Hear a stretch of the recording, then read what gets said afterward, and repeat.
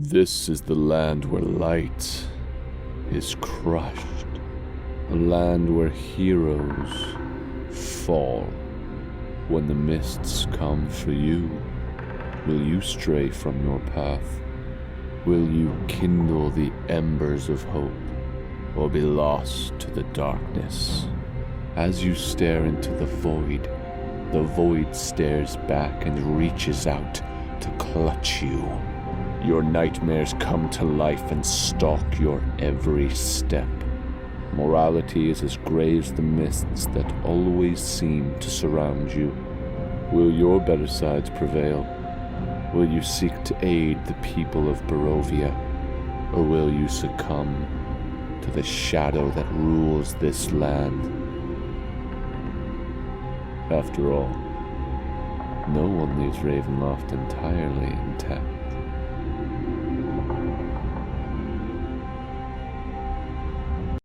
Hello, everyone, and welcome to Character Player, where stories the real DM. We're artists by day, we're nerds by night. Tonight, we're diving into Ravenloft for the first time of 2022. Ricky has announcements, though, so take it away, Ricky. Yes, we're happy to be back here in 2022. Finally, we're back. Yes. So, guys, our Ravenloft and our miniature campaign Zombie U streams are alternating every Monday at 7:15 PT. So please follow us on Twitch and YouTube channels where you guys can see those videos. You can also check out past videos. You can see tips and tutorials that help you improve your game for players and GMs for things like our demystifying series, from writing your own campaign to crafting your own character voices. We've got you covered. So check it out over on our YouTube right now. There's going to be a link in our description, so you should be able to find us. And you might already be watching us on YouTube, so in which case you already found us. If you're loving our show but find it hard to sit down and watch it, no worries, because all character player campaigns are available in podcast form.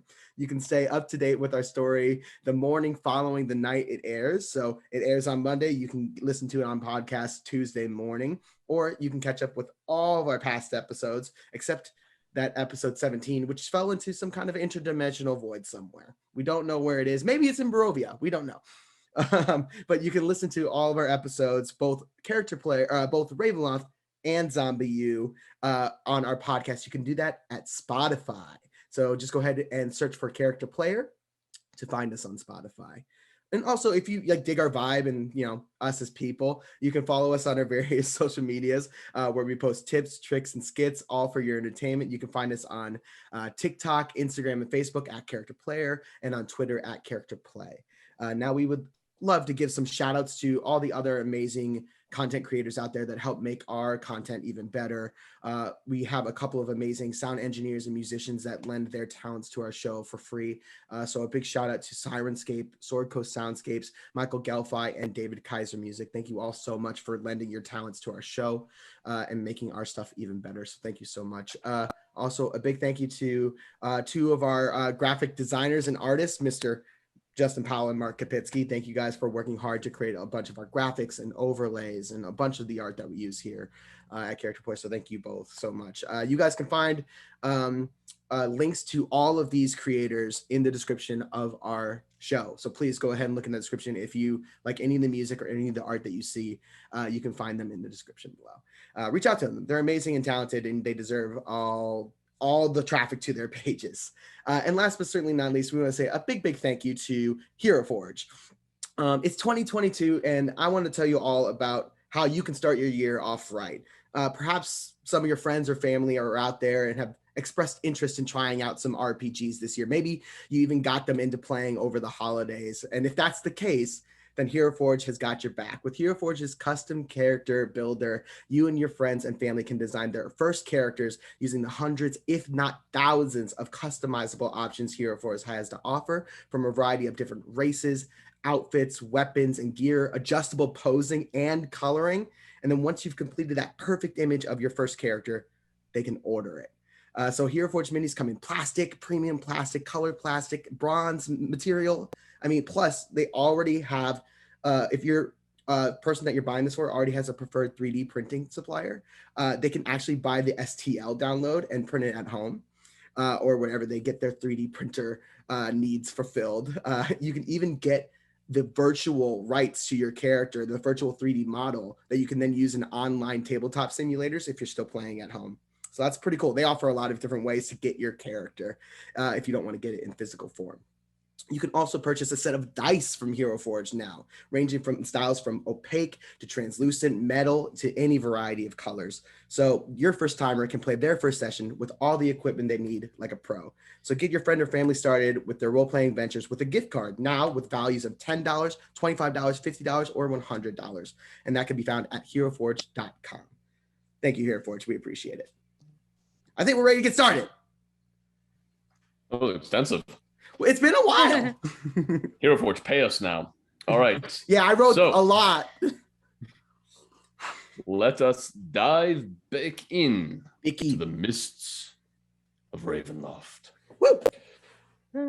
When last we met, a group of adventurers found themselves alone at the Abbey of St. Markovia.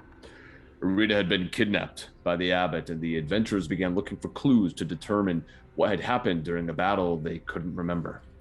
The group explored the north wing of the Abbey and came upon Cloven Bellevue, a two-headed servant of the Abbot who, after some gentle persuasion, agreed to show the party where the Abbot kept his beastie. The group followed Cloven into the mountain underneath the Abbey and through dark and winding passageways, before eventually reaching a large chamber where they saw Irina's soul being devoured by a massive false hydra. After a strenuous fight, which included Stiki Rock slicing his way into the creature's very body, into the belly of the beast, the group was able to save Irina and slaughter the hydra. They found a hoard of treasures that they took and made their way back up to the Abbey. As they exited the southern wing, Cloven was shot with an arrow, and you looked across the courtyard and saw Siegfried, one of the Abbot's servants, holding a bow, as well as the Abbot himself, walking towards the group. You glance to your left first as you hear the sound of the courtyard's massive doors sliding closed with a resounding thud. The Abbot stares daggers in your direction. Snow begins to fall down quickly around you, all stinging your face. And you can't tell if it's the chill air or the anger of the Abbot that sends a shiver down your spine. Out of the well, in the center of the courtyard, you see this dark energy begin to ooze and spill out of it. And it rises towards the Abbot. You see it coursing along the ground and rising up his form. He begins to twitch as he looks at you all and says, "You've ruined everything." Let's roll initiative, everybody. Oh, God. Hey. Oh, no. No. Welcome back. Hey. And if you're not on Roll20 yet, everyone, head on over there. Oh. Did we get to heal it all, or? No, Fortunately, I don't think so. Okay. Wait, who died? Who got shot? Cloven got shot. Cloven. He is the ally. So we were missing a couple players last time. He's the ally you all met in the North Wing who agreed to show you. He has a kind of shaved head, looking like I don't know, 14th century monk or something. But he has these little horns sprouting out, and he has another head on the side that looks like a beast's head. Oh. That he occasionally pours wine down the throat of. Oh, that's right. Good. That's right. He was our favorite character. Our favorite Fuzzy. character. Yeah. Favorite. All right. 20 to 25, anybody? I got a 21. 21. Okay. 15 to 20. What did you get, Stiki? 19. Okay. 10 to 15. Yeah. 12. Okay. 5 to 10. 9. And 5 for you. Yeah. Okay. So, you can all see on the map the courtyard where the Abbott is. As this starts, could I have one of you roll a d12 for me? I'm not seeing. Maybe I'll refresh the page. Oh, I might not have the map over. Hold on. I can do it. Boop, go ahead. Oh yes, go ahead. Yeah. Go ahead, Ezra. Roll a d12. 7. 7. Okay.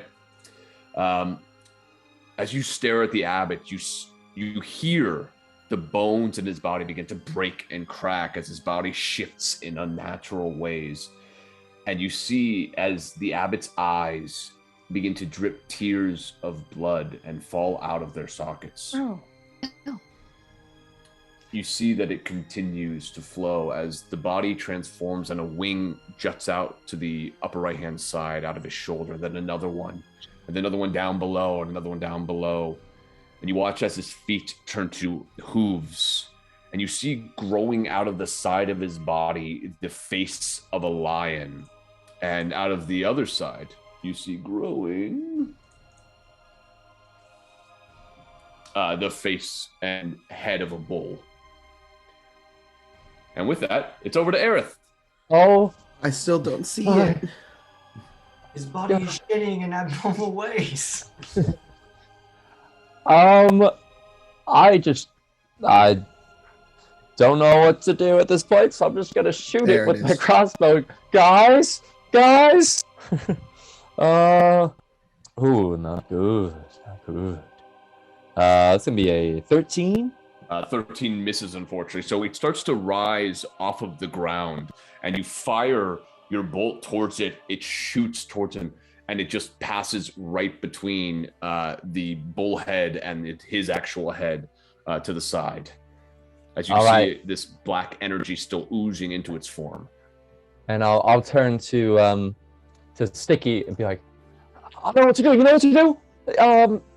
Come on, you just destroyed that false Hydra. You can do this. And I'll give a bardic inspiration to Stiki. Oh, thank you. All right. Any movement you'd like to do? Or you staying there? I'm in the back, right? So Yes. I'm gonna go a little farther away. Okay. A fair tiny enough. bit. With that, Actually, no, I'm gonna go into this little corner. Yeah. Mhm. That's good. There you go. Okay. With that, we're over to Stiki, and you're kind of tucked behind Aerith, a little post there, so you have a little bit of cover. All right. Stiki, it's over to you. I have a question. Did I Yes. full heal last time? Havok healed me. I don't know if you got a full heal from that. I know Havok healed you up. I have an 8 on my thing. I think I have 8 HP. That's too bad. Okay. Sticky. If I'm not mistaken, Arena did heal you at some point. At least another 20 points. Yeah, I think you're like at 29. I don't know why, but that's the number that sticks out. Okay, cool. We're gonna go with 29. Sticky is going to. He's gonna sigh, because he already had a rough day. But I guess here we go. And Sticky's gonna rush forward with his sword, and I'm gonna rage. I'm gonna rage again. Okay. Yep. I'm gonna fuck. I rolled a 1. Oh no! So you charge up and swing your sword up into the Abbott's wing. Go ahead and roll damage. Sure. I can do that. 8. Okay, you catch some of the wing, but as he moves up, the sword leaves your hands, and it's caught in his wing.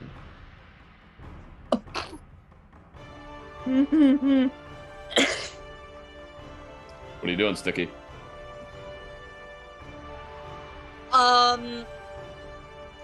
I think Sticky. God, he's in a rage. So rage makes you dumb, doesn't it? Sticky's gonna try and jump and grab his sword. Okay. Go ahead and make an athletics check. Sure. That's not great. 13. You jump up I- and try. I lied What's to you. 18. Okay. You jump up and you are able to grab it and just dislodge it as you fall to the ground. You are now prone, but you have your sword back. Anything else you'd like to do? No, he's gonna hug it. He's gonna hug his sword. Okay. With that, we are over to Ezra. How far is he off the ground? He's only about 15 feet at this moment. So he's this white thing right here. Yes, So he's like 45 feet away from me. just about. It's 30 and then up. Mm-hmm. I don't fucking know. I am going to. I'm gonna firebolt him. I'm gonna try to firebolt him and see what the deal is with him. You know. Okay. Motherfucker. 11. 11 misses, unfortunately. So you shoot off a firebolt in his direction, and as you do, he turns a wing at the last second. And it just kind of courses into it. Doesn't seem to have any effect. I'm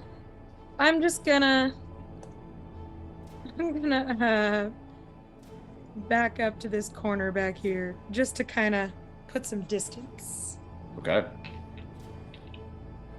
With that, we are over to Irina. So Irina, looking at all of you, not really knowing what to do,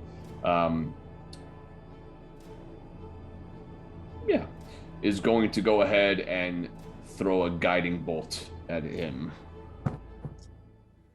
Ooh, but that misses, unfortunately. So she kind of gathers this divine radiant energy, and you watch as this golden bolt fires off towards the Abbott, who simply flies above it. It goes underneath. With that, Irina is going to step back a little bit as well. Actually, she's going to grab Cloven and check on him. With that, we're over to Havok and then Newton. Havok, seeing this transformation of the Abbott, don't know what to make of that. But my first and foremost, my attention goes to Cloven, and I just like dive over to Cloven, just like slam my shield into the snow in the courtyard to kind of like prop it up, so it's blocking him from any arrows from Siegfried. And I will cast Spare the Dying on him. Okay. I will say before you cast the spell, as you get closer, you see he's not dead. Okay. He's not unconscious. Okay. He is clutching where the arrow struck him. This hurts. Yes, just stay down. And I'm gonna like peek over the shield. I'm gonna say, stop it, and just shout. You're saying this to the Abbott? Yeah, to the Abbott and Siegfried. Make a persuasion check. I'm good at these. 10. Okay. You know they hear you. You don't know what they're going to do. Mm-hmm. With that, we're over to Newton. First, I move my hex over to the Abbott. Okay. And then I'm going to Eldritch him. So Eldritch him.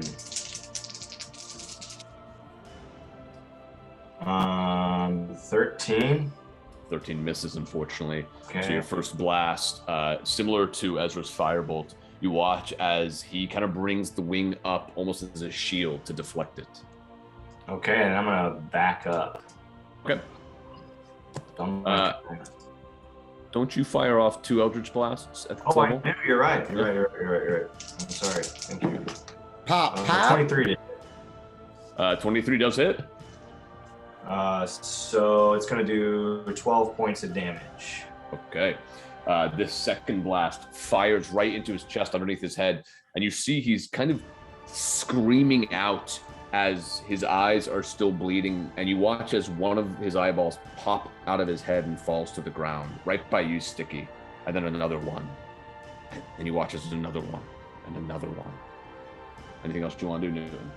I'm just going to get out of the area, move away, kind of like over here.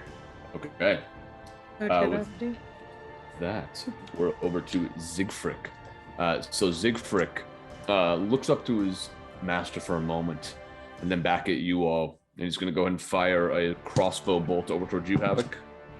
That's only a 13. Ting. Yeah, so you see it coming and just pull the shield up. You can tell it's probably going to go over, but you don't know where your friends are at the moment, so you hold it up just to deflect it because you know you can. With that, Siegfried rushes over to the sheds on the side, and you see as he begins fiddling with a lock. With that, we're to the Abbott, and you watch now, Stiki, as these eyeballs begin to just rain down on you, these bloody eyeballs, and the rest of you see as they start to kind of form around into a circle, into a hole, and you now see this swarm of eyeballs that are in the space. Oh, hey, I saw that on Griffin's saddlebag. Hey. It is an oculo swarm. I don't like it. Well, Have we tough. considered no? I would second that. Have we considered no? So I think we should first, consider no. Stiki, as you were seeing this swarm of eyeballs flying just a bit over you, about 5 feet, they're all kind of looking around, and then you watch as each of them shift down and look directly at you. Oh, I need you to make that's disgusting. a Constitution saving throw as you feel your own eyes beginning to pull out of your skull. Ah! Ah! What was that?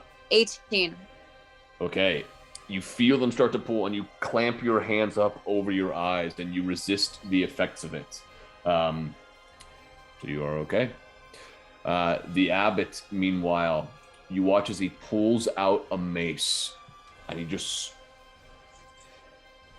Yeah. He soars down onto you, Stiki, and takes an attack at advantage because you're prone. That's cocked. That is a 17 to hit. Uh, Is that it? no, thank God.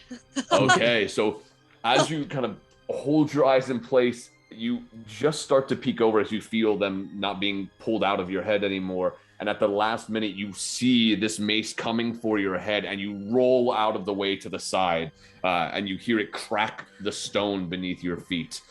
He's going to make another attack. Not great. That is only a 17 again. Does not. 17 again, like Zac Efron. He swings down at you once more, and this time you're able to raise your blade in time to just deflect his blow off to the side. With that, he... Still looking at you, you watch as these kind of bloody sockets begin to form with new eyes that come into place, and his body shifts again as he starts to fly back up into the air. You can take an opportunity attack if you'd like on the ground. It would be at... I would give you 2 normal, actually. Yeah, why not? Stiki stabs upwards. Okay. I rolled that's enough. You do have inspiration if you want to use it. D8. Well, Ooh. sure. Is that a reroll or a +4? No, you just Plus add D8. Yeah, so Plus roll a D8 and add it. It's not gonna. Oh, okay. Just save it. You also have Cardiac Inspiration if you really want to hit him right now. As he flies up, you watch as the dark energy from the well almost pulses, and you see like more energy oozing out of it that then kind of courses its way up towards him in these shadowy tendrils, and you watch as some of the wounds around his body begin to heal. With that... So wait, okay, I have a quick question. Yes. Is this a spell he's casting? This thing is casting? I don't know. So, with that, he flies He about... is to have a reaction. He is... Then, no, he's not. Okay. With that, he flies up overhead about 40 feet in the air, looking down at all of you. And with that, we are back up to the top, and I need someone else to roll a D12 for me. I can roll a D12. 2. Okay. You watch as the abbot screams in agony as his shoulders split open, and you see these two black, writhing, octopus-like tentacles emerge from the open wounds. This is a nightmare. Justin, what is this? Don't forget the swirling ball of eyes that's flying right over you, Oh, Stiki. Does All right. anyone have an inkling of an idea of what this thing is? Oh no. With that pun, he does. Okay, over to Aerith. I'm like, hey, Abbott, you probably can't come back from this. And then I also say to the group, like, maybe we should just run? This is looking bad. And then I'm going to cast Vicious Mockery, except I have to move forward a little bit, I think, because he's so high up. Mhm. So I'm going to move forward, because it's 60-foot range, so I think I at least have to be that close. Because he's 40 feet up? Yeah. Okay. And I'm going to say, you know what? Why don't you stick to plucking out your own eyes? And that's going to be 2d4, but he has to make a wisdom saving throw. And my DC is 15. Okay, he does succeed on the saving throw. All right. Well, then I'm going to spend my bonus action. I'm going to do second wind because I'm hurting. Nice. So in case some eyes get pulled out of my head. All right, that was a 10 plus my level. We're level 6, right? Yes. All right, so 16. Ooh, 16. I don't know why my voice cracked so much of that. Yes. Yeah. All right, and that's my turn. All right. With that, we are over to Stiki. So, Stiki, you're lying prone on the ground right now with this swarm of eyeballs still just looking down at you. What are you doing? Stiki Stiki goes, hello, and then he tries to run out of the circle. Okay. Yeah. You go to do that. They're going to make a opportunity attack in your direction. The eyes or the abbot? The eyes. The abbot is not within range. Uh-uh. As Oh, they ugh. gaze in your direction once again, I need you to make a charisma saving throw. Oh no. He's so charismatic. That's not great. That's a 13. You do have your inspiration? I'm Can gonna you use it? I don't know. Can you? I'm I gonna forgot. use it. Yeah, you can. Right? Yeah. 20. You feel your body as you start to move away begin to tighten up like you're about to be held in place. But you shake it off at the last moment, feeling the inspiration from Aerith's words, and you're able to move. You did use half your movement to get up, so you have half your movement left. You got this, Stiki? How far away am I from the abbot? He's about 40 feet up in the air. So 40 feet. This is not smart. Stiki is going to what is that Olympian Games where there's a thing and then they like go wah, and then they like chuck it. The hammer throw? Thank you. That's what Yeah. my sword. Uncomfortable. Okay. Can I use like acrobatics or athletic? So you're trying to throw your sword up at the abbot to strike into him? Uh-huh. I would say that is dexterity-based attack. So just make an attack roll and add your dexterity bonus to it. 16. 16 just misses, unfortunately. But it's pretty close. So rather than throwing it way far away, you throw it up, and it lands right over here. Okay. That's your turn. Anything else you want to do? Can I move for my sword? Are you gonna let me do that? Yeah. Cool. You have 35 feet of movement normally? Mhm. Yeah, so you have about like 18 feet left. Yeah, you can go over there and just pick it up. And that's your turn. With that, we're over to Ezra. It'll be Arena next, and then Havok. Yeah. I'm gonna move to right over here. And then I'm gonna cast Witch Bolt at 3rd level Okay. on the well. Okay. Do I need to roll to hit for that? Yeah, go and make an attack roll since you're... How close are you getting? You're kind of backed up. Yeah, make an attack roll from that distance. Well, it's 30. Well, it's I can. The spell is 30 feet. Gotcha. Make an attack And roll. It's not a high AC. Okay. Since it's a mobile, can I roll with advantage? Sure, I'll give advantage. Yes.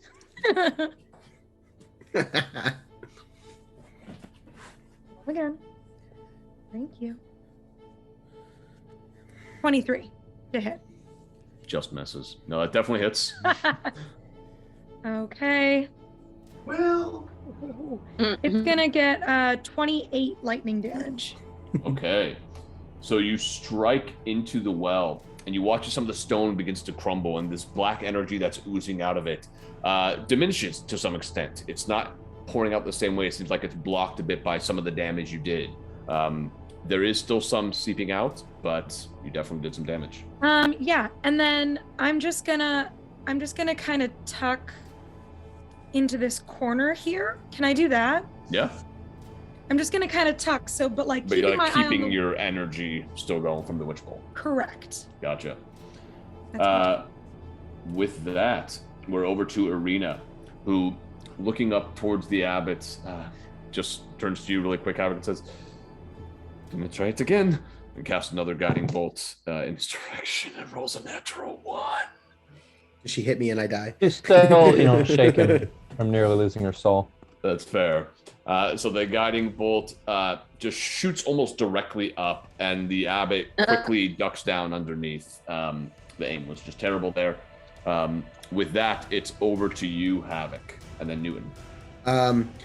I stand up a little bit back up above Cloven, and I'll shout to the Abbot once again. I'll just say, "Abbott, this isn't you. This is this place. It's corrupting you. You need to fight it." Make another persuasion check. 8. for someone who tries to make so many persuasion checks, you sure picked a character with very low charisma. I did. He sure is. The Abbot's just writhing in agony up in the air, occasionally looking down at all of you with bared teeth. Doesn't seem to be responding to your attempts. Okay. Anything else you'd like to do? If that's my action, then no. Okay. With that, we are over to Newton. Question: is this eye thing considered one creature, or is it many creatures? It's considered one. It's a swarm. Okay. I'm gonna cast blindness on the eye creature. Okay. It might be Okay. effective of some sort. Okay. What's the saving throw? I don't know if okay. You can blind or deafen a foe. Choose one creature that you can see within range to make a Constitution saving throw. So my Constitution. So wait. Your just my DC. spell? Your spell save DC. 14. So it succeeds, unfortunately. Oh. You try to cast this spell, and you watch as some of the eyes begin to go dark as though it's taking effect, but then the spell fades. This is why I don't ever cast spells. All right. With that, we're over to Siegfried, who you see fiddling with a lock on the shed, and he pulls it open. And you watch as emerging from this shed, you see a skeleton figure that starts to move towards you. And you watch as Siegfried moves over to another shed and begins to unlock it. That's going to be his turn. The figure is going to make its way up to you, Stiki. And you watch as it's holding a great sword. It's just going to swing in your direction. That's only an 8 to hit on that first attack. Second one is pretty good. It is a 22. Of course it is. All right. We're just You going for a take- TPK here today. I see. You take 8 points of slashing damage as it swings the first attack towards you, and you're able to deflect it away. But you're surprised at how quick this skeleton or wight moves, and as it slices down at you pull your head back so it doesn't cleave into your forehead, but it does gash you across your cheek. And that is their turn. But with that, it's the swarm's turn. So the swarm, feeling discouraged by you, Stiki, is instead going to kind of swim its way almost through the air towards you, Havok, just because you're the closest. Mm-hmm. And Havok, I need you to make a charisma saving throw. Yep. Super good at these. 14. That just succeeds as you feel your body start to tighten up. Ooh. You shake it off, just baring your teeth against this spell's effects, and you are unaffected. With that, we're over to the Abbott, who is still screaming in agony. But with that, he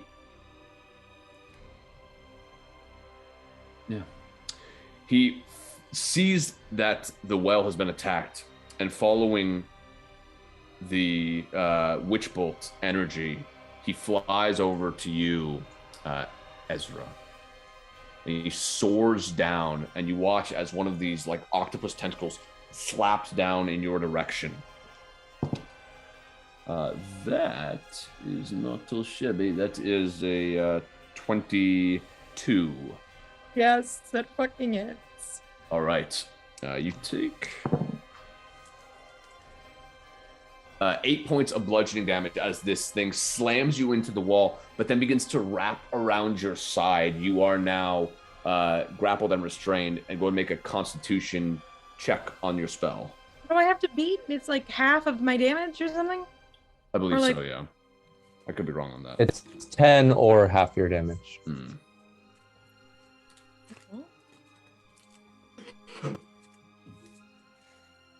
Ooh, dirty 20. Okay, so you are able to Alright. maintain control of your witch bolt.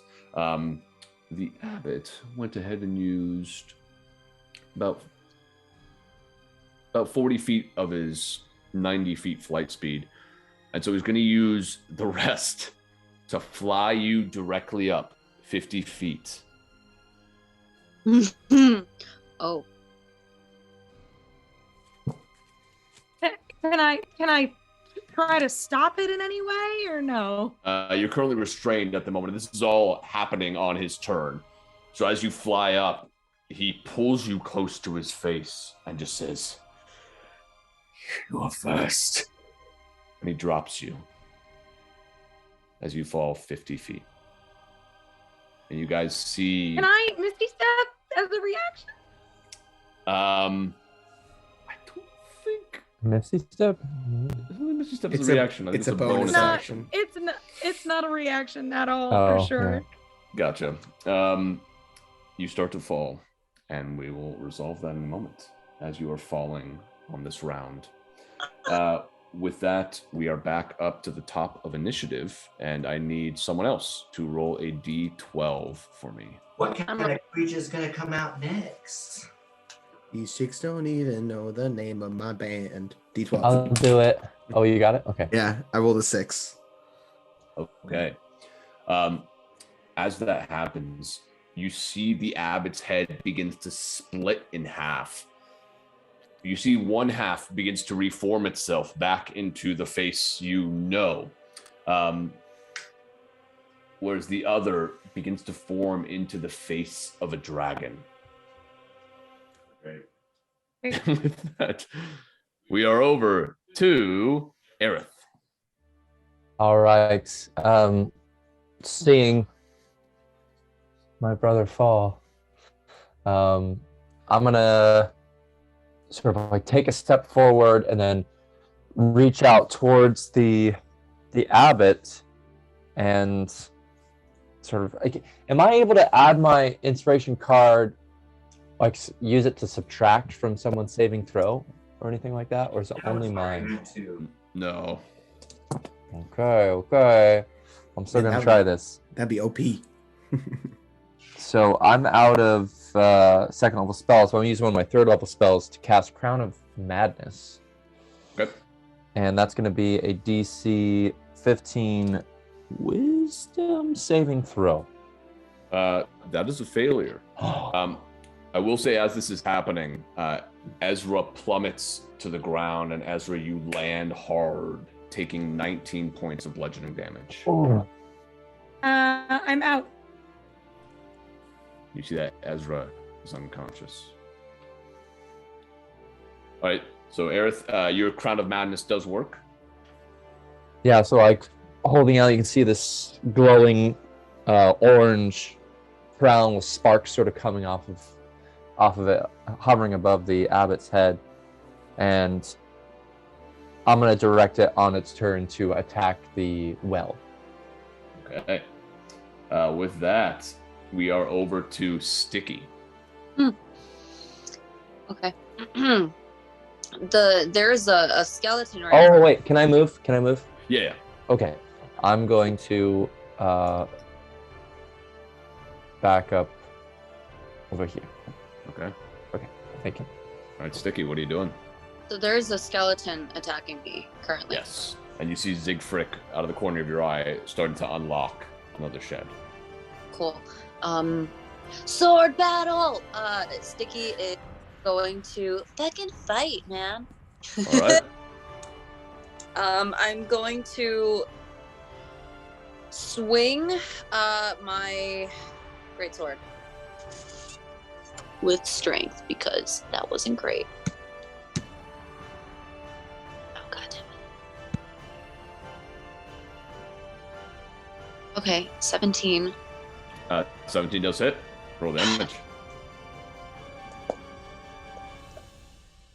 Ooh, 12. Okay, so you bring your greatsword down to its right side and hack into one of its arms, essentially. And you definitely do some damage. It is still up, though. It's still up? Yes. Okay, I'm going to swing again. All right. Yes, 20. That hits. Roll damage. 8. Okay, how do you want to do this? Okay. Stiki, is it like a skeleton? Yeah. Like through it? Okay. Stiki is going to push his sword in between the ribcage, and then he is going to stomp on the foot and then rip it so that the bones just like break in half and it just like falls apart. Okay. As the skeleton's bones fall to the side, Ezra. I would like to roll my own, just not saying what it is. That's fine. Go ahead and do I message tell- it to me. Yeah, just message me But privately. do I say it aloud if it's a nat 1 or a nat 20? I'd say message it to me. Just mention it to me. Okay. But as you're rolling, your life is flashing before your eyes. What memory do you see? The first time I met Levi. Okay. With that, we're over to Arena, who, seeing your crumpled unconscious body on the ground, rushes over towards you and is going to go ahead and cast Cure Wounds. All right, you are no longer unconscious or making death saving throws, and you have 13 more hit points. Okay. As this radiant energy courses into you and you feel your strength return. All right. With that, we're over to Havok and then Newton. So these eyes that are kind of in front of me here, are they within 5 feet of me or no? Yeah. Okay. Then I'll just grab my little otter paw necklace, hold it tight, and just kind of bunker down, and I'll cast Word of Radiance. So that is going to be a Constitution saving throw. Okay. That's a failure. They take 5 points of radiant damage. Okay. They look like they're still doing okay, but that definitely caused some damage. And that is it. Okay. That's all I'm got. All right. With that, we're over to Newton. I'm gonna take the hint and start blasting this well. Okay. So, 2 blasts at the old well. Come on. Woo! A 9 to hit. That does hit. 8 points of damage. Okay. A 23 to hit. That definitely hits. 12 points of damage. Okay. This thing is looking pretty destroyed, and the energy that's oozing out of it is definitely lessened, but it is still oozing out. With that, it is over to Siegfried, who quickly unlocks another shed, and you see emerging from it yet another skeleton, pretty much replacing the one that you just took down. And that skeleton charges up towards you, Stiki. Since you're the closest, swings its greatsword in your direction. My God. That first one is only an 8 to hit. No. Second one's a 13. No. So it swings twice at you, and you're able to deflect both of the attacks away. With that, it is over to the Abbott, who's controlled by you. What would you like him to do? Go over there and, I think you can only do melee attacks, but let me double check that. Yep, I want him to do melee attacks against the well. Just Okay. smash it. He flies down and takes the first attack with his mace, rather. And he hits, and you watch as he smashes and caves another side, and the energy oozing out gets lessened once again. And you watch as a tentacle swings out to hit the well, and that's a natural 20. Abbott! At this point, it looks like it's almost completely caved in, but there's still like one half of a wall remaining that's still allowing this black energy to ooze out towards the Abbott. Does he make another save, or is that... Makes another wisdom saving throw to see if he stays under it. Cocked. That's a natural 1. So he's still under it. Good old boss battles. All right. Okay, we're guys, back up to come the on. top of initiative. And I need someone else to roll a d12. Mark, I took yours last time. Oh, no, you're good. All right, guys, I don't know. Either we double down on this or we run. Unicorn! 3. A 3. Okay, you watch as he's lying there for a moment, kind of panting, and the feathers on the Abbott's wings begin to swell, and you watch as they transform into these lions that break away from his back and turn to face all of you. What the fuck? Justin said, I'm tired of playing this game, actually. You're all gonna die. Yeah. And all the lions, no power would kill. So Askhead comes out. No. It's just his All right. pride. It's his pride showing. Oh, wow. Here.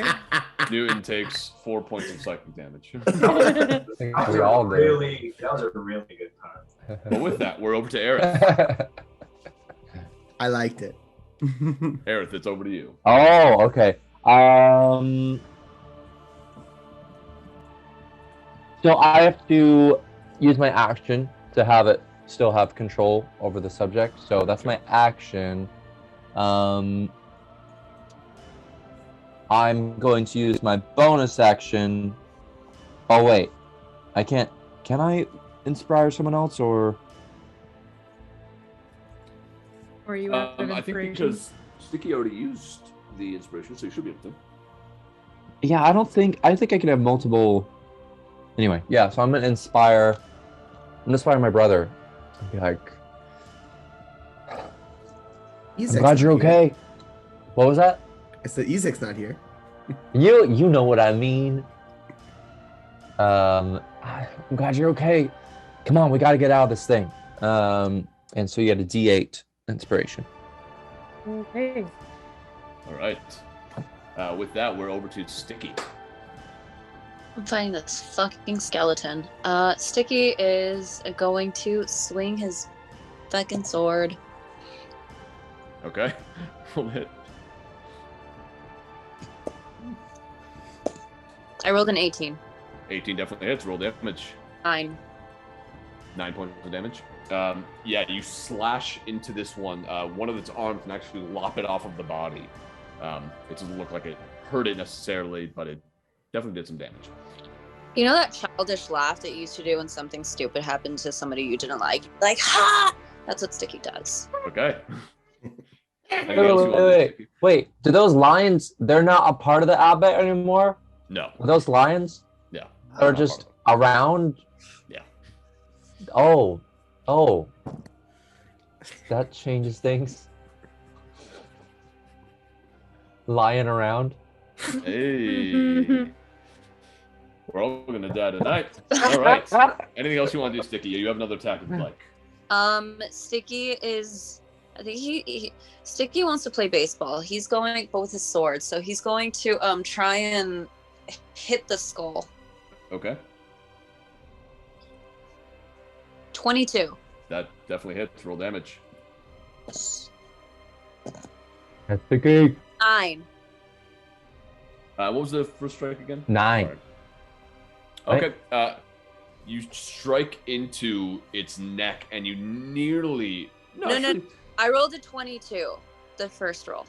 Yeah, I meant For damage-wise, but you strike into its head, and you lop the head off of its body, and you start to turn away, expecting it to fall, but it still like limps towards you with one arm holding the sword.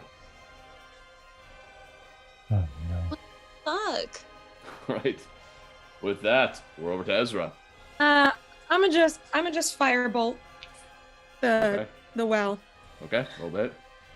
We can deal with everything else when this thing's no longer given a 27. Oh, that's a nat 20. Oh, that definitely hits. Roll damage. I roll it twice. Yeah. No, I'm sorry. It maxes out the damage for that, and then Okay, you so just roll the first normally. one, it's gonna be 40. No, I'm sorry. No. I don't. Oh, it did it by itself. It already did the crit for me. Okay. Sorry, I'm gonna re-roll that because it did the crit on its own. Okay. Sorry. So that's gonna be 20 damage Okay. plus 18 damage. Dang. Yeah. Roll a natural 20. You fire into this last section of the well that's standing, and it crumbles over, kind of blocking the descent down into the mountain. And with that, you watch as this black energy that's swirling around begins to fade and then stop. More like unwell. And then I'm just gonna. You get 3 a game. That's it. I'm just gonna go lean against the wall and kind of catch my breath for a second. I know we Okay. still have a lot of stuff to do, but I need a hot second. That's fair. Give me a minute. All right. With that, it is the lion's turn. So, The lion. first lion looking over towards you, Stiki. Of course. Preoccupied. You're right there, and you're preoccupied with the skeleton. It is going to go ahead and just try to bite you. Oh, nice. Because that's what lions do. It's true. That is a 22. No. Okay. So suddenly you feel this lion's jaws around your hip, essentially, as it bites into your side. You only take 5 points of piercing damage. It's unable to get like a good grip on you as it bites, but it's now just like prowling around behind you. Okay. The other one is going to make its way up towards Irina, because she's right there, and it's going to try and bite into her. But that misses. So the lion kind of pounces towards Irina, and at the last moment, she's able to bring up her mace and kind of put it in the lion's jaws, this like froths, and tries to bite at her. And she forces it away before bringing the mace back, getting ready to attack it herself, which she does on this turn. She swings her mace out towards you. Gosh, Irina, you're just not doing great today. But only rolls an 8, and so swings kind of wildly, unable to hit it. With that, we are over to Havok and then Newton. You fucking god, I don't have anything. Shit. You have your wits. No, I don't. I'm so dumb. The character's so stupid. Have a winning smile. He has neither of those things. I'm just gonna focus on these eyes right now because they scare me, even though they're not doing anything right now. I'm afraid of them. So I'll just do another word of radiance. Just another. If the lion's in 5 feet, it would get in there, dude. I don't think it's in. It is though. No, it's closer to Sticky. So DC 14 Constitution. Okay. The eyes. That is a failure. That's 8 points of radiant damage this time. Okay, you watch some of the eyes kind of plop off to the side, looking kind of hurt. With that, anything else you want to do? I think I'm gonna circle around. Standing guard over Cloven. Yeah, I'm gonna circle around though. That way I can get Cloven and Arena within 5 feet of me, so I can help defend both of them. Gotcha. Just kind of circle here. There. All right. With that, we're over to you, Newton. I'm gonna double blast the Abbott. Okay. Yeah. And you see after the dark energy start moving out, he's now just holding his head, still screaming in agony. Okay. Mamma mia. At least he can't heal himself, I guess. Here we go again. First one's 11 to hit. That misses, unfortunately. 19 to hit. 19 does hit.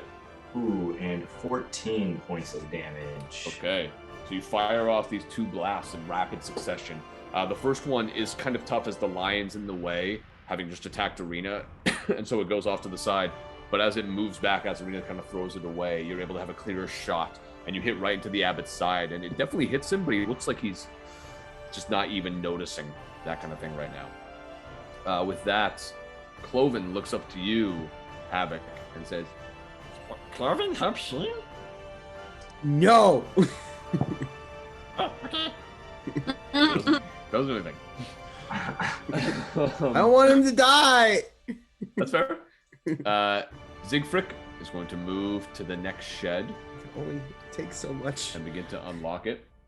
And he's able to do so, releasing yet another skeleton. Door number 3. The skeleton charges out. You're the closest, Sticky. It makes its way up to you. That is only an 11 to hit on that first attack. No. Another 11. So it comes up, it swings twice, and despite being surrounded, you have a skeleton on one side, a lion on the other, and another skeleton. You're able to deflect the blows, and you're just kind of like, what is happening right now? As you see this writhing Abbott in the center with a dragon head and octopus tentacles and it's just a lot. But with that, it is over to the Abbott. So what would you like him to do? Oh. I'm gonna go have him wail on Siegfried. Okay. Oh. Yeah. So you watch as like the Abbott's holding his 2 heads, but then kind of snaps to attention from one as you give this command and turns and basically hovers or flies directly over to Siegfried and just smashes the mace into the back of Siegfried's head. That was cocked, and that is enough to hit Siegfried. As he does, you watch as this radiant energy pours in, and he actually just smashes Siegfried's head in this blinding white light. You see that he completely smashed it up against the shed, and Siegfried is headless, his head completely crushed by the mace. Midsummer, anyone? So that was 1 hit. That was a 1 hit. Whoa. Okay. Do I get another hit? He does have multi-attack, so yeah. Yeah. Okay, I'm gonna have him go over and hit the skeleton that's below Sticky. Okay, so the newer one. Yeah. All right. Yeah, he charges up to this one and goes ahead and he's going to go with his tentacle this time, which does indeed hit. Come on, Abbott. 2d6 plus 4. Oh, that's not great. That's only 7 points of damage, but it's restrained and unable to... He kind of pulls it a little bit away from Sticky. With that, he's going to make his saving throw. What's the DC again? 15. Wisdom.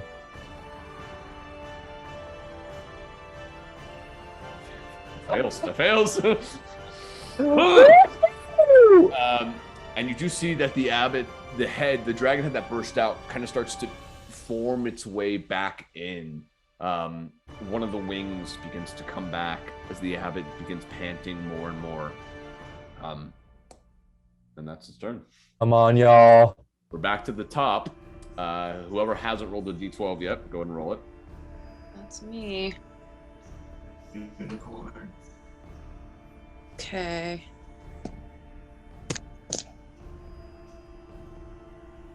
I'm so sorry, guys. I rolled a 1. Well, we don't know what that Yeah, means. We don't know what that means.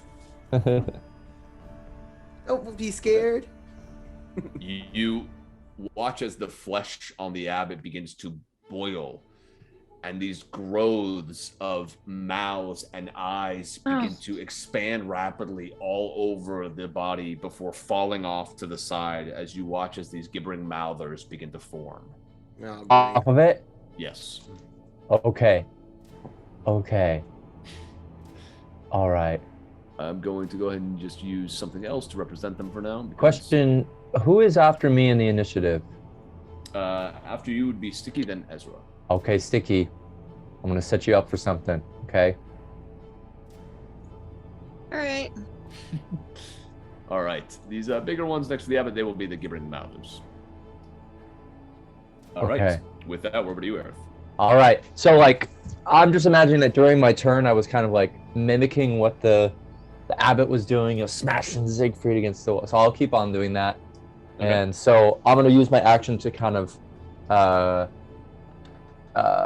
to be controlling the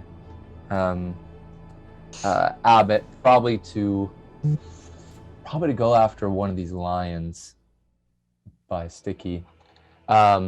But with my bonus action, I'm going to use my Tales from Beyond, and which is one of my bard features here. And I roll a 9, and what that means is that I, across the courtyard, tell this story about the deeds of giants and their incredible strength, and I inspire Stiki. And Stiki, you get to each creature of the target's choice, so that's you, that you can see within 30 feet of it, must make a strength saving throw, taking force damage equal to 2 rolls of my bardic inspiration. And on a failed save, it's knocked prone and takes the damage. And then if it succeeds, it still takes half as much damage. So basically, like, centered on Stiki, anything that's within 30 feet needs to take or make a strength saving throw DC 15. Okay. The first skeleton, the one who has no head or arm, succeeds. The second one, that is by the abbot, fails. Lion succeeds. Abbot succeeds. The gibbering mouther succeeds. Second one succeeds. Oh, man. The eyes do not. Okay. So anything that failed takes 7 damage. It wasn't that great of a roll. Okay. And is knocked prone. Gotcha. Anything that failed is half of 7. Gotcha. So the one that's restrained is not able to be knocked prone, but it is still restrained and takes the damage. All right. It's over to Stiki. Okay.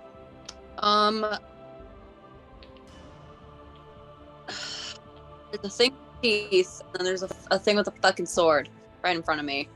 You have a skeleton with 1 arm, no head, and a sword. You have a skeleton that's restrained by the abbot at the moment, and you have a lion right behind you. And then these 2 gibbering mouthers that just formed. Okay, I'm going to turn around and fight a lion, I guess. I didn't think I was going to do it today.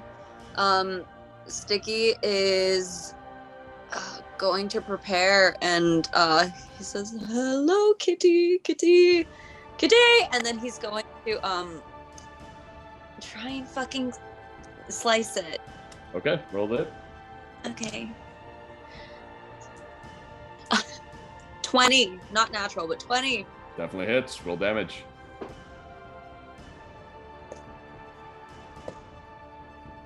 9. Okay. So you slash into this lion on the side, kind of off to the side. It's looking hurt, but still up. I'm gonna do that again. Okay. 21. That hits. Roll damage.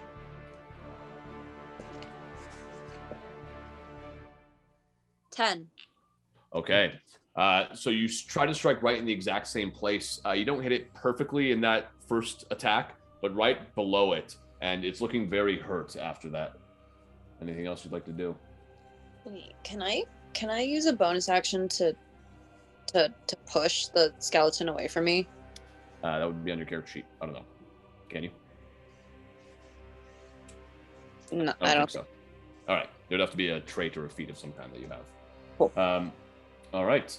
With that, we are over to Ezra. I don't feel comfortable getting close enough to cast that spell. So from back here, I'm gonna go ahead and cast Firebolt at him. Okay. At the Abbott. That is a 17 to hit. That just hits. Roll damage. Now, does he get to make a save, Aerith? I'm just. What was that? Does he make a save if he's hit by an attack, or is it only at the end of his No, it only says at the end of his turn, so I'll double check. 12 fire damage. Okay. So this firebolt hits him right in the kind of dragon head that is coursing back into its body. Take some damage. Anything else you want to do? Does that damage look like it does what it should? Yeah. Okay. It didn't look like it before when the well was active, but now it does. Okay. Thank you. No, I think that's it. I don't really have a lot I can do. Gotcha. With that, we are over to Irina, who, seeing you still hurt, I guess she has that lion right in front of her, so she's going to have to make an attack. That hits. You watch as the lion kind of begins to get a little bit closer to her, and she swings her mace and just smacks it in the jaw, almost like dislodging it completely. Looks pretty hurt just from that blow. Oh, Rita. With that, we are over to Havok and then Newton. Yeah, just seeing like this battlefield filling up with just more and more things. I'm gonna step forward into this space. So I have both these gibbering mouthers and this lion within 5 feet of me, and just continue just to reach down into my soul and find that connection to this new power that I've been kind of slowly connecting with, and just keep pulsing out these bursts of purple radiant energy with another word of radiance. So that's all 4 of those, all 3 of those creatures. Constitution saving throw 14. Okay. Double 6s. Woo! Well, they all failed. So. Oh, that's 12 damage to all of them. Wow. Okay. With that, the lion just falls down completely dead. The Gibbering Mountains do look hurt, but they are still up. Okay, and then want to do? And then I'll just back to within 5 feet of Arena and Cloven. Okay. With that, we're over to Newton. Double blast and Abbott. Actually, sorry. As you back up out of range of at least one of the Gibbering Mountains, it's going to take an opportunity attack at you. Yep. That is it's only a 12. So no. Doesn't do anything.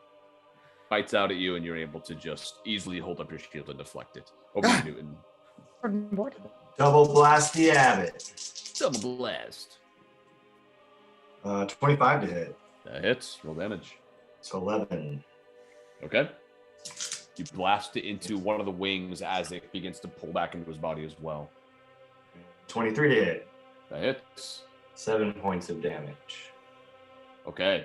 You see the Abbott is looking pretty hurt right now. This kind of grotesque form that came out of it are now, like, all the parts are starting to either shrivel back in the body or even just fall off completely to the side. You see one of the tentacles fall off. Not the one holding the skeleton, but the other one. It's looking pretty hurt. Anything else you'd like to do? Nope. All right. With that, Cloven looks back up to you, Havok. Cloven, help! Yeah, seem like you really want to. Please don't die. Okay, Shane. And with that, Cloven looks over towards the lion and says, Lion, you're Stiki, and Cloven don't like you. and he casts Cutting Words.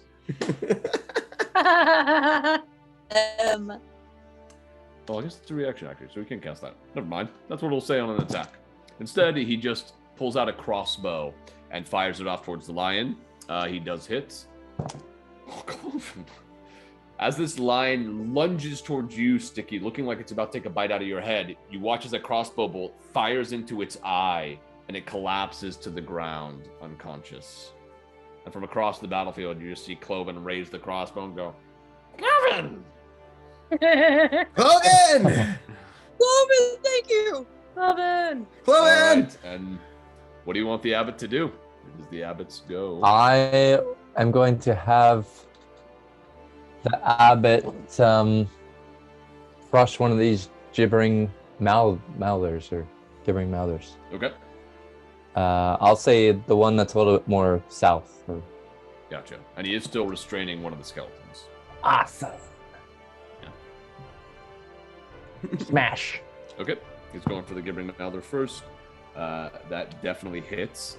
He smashes the mace into this kind of writhing mass. And if you guys saw the picture I sent you, this writhing mass of mouths and eyes that's like all muscle and sinew. But he hits into it, and he's going to damage it with some radiant damage as well.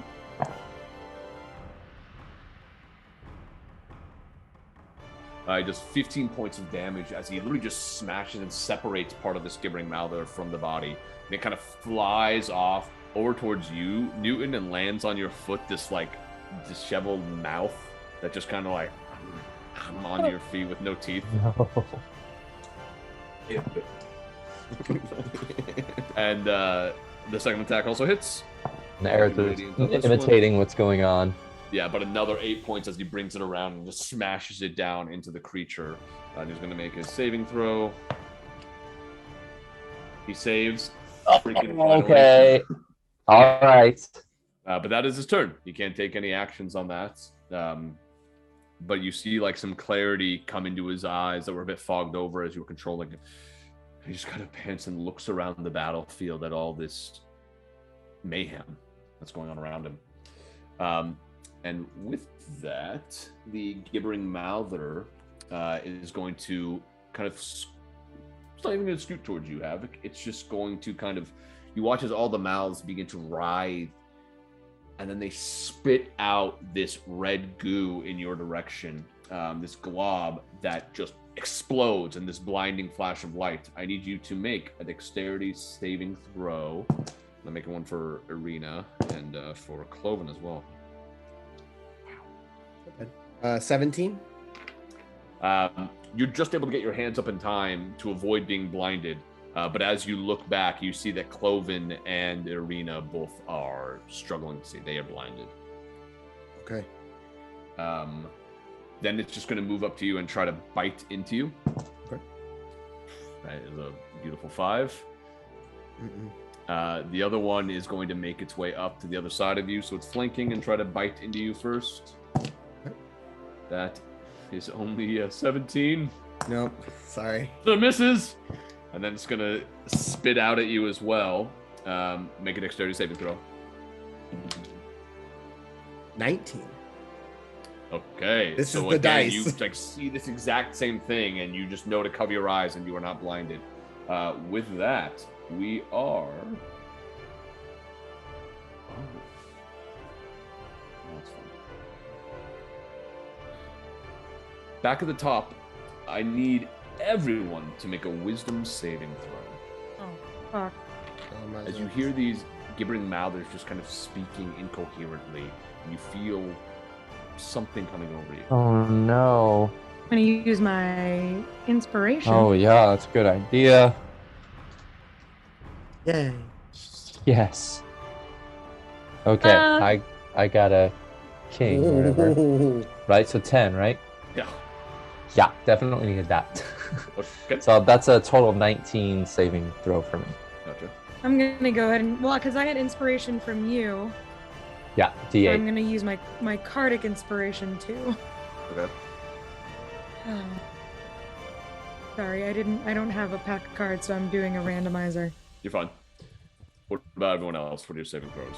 22. Okay, you're good. 17. You're good. Rolled a nat 20. You're good. 14. You're also good. You're all just so good. I Except thought for Arena and Cloven, who both failed. So I thought I was fucked for sure. this is the classic example of the boss fight you plan for a month, and you're like, it's all gonna go well, and someone casts Crown of Madness. Hey, Hey, it's genius. I love that you're able to do it, but you know how it is as a DM. I love that you're able to do it. It's great. Here comes the dragon. All right. With that, Havok, roll a d20 for me, and add your charisma modifier to it. For a save or just my general? Add your charisma modifier. Okay, that's a 0. So 6. Okay. The abbot kind of looks towards you.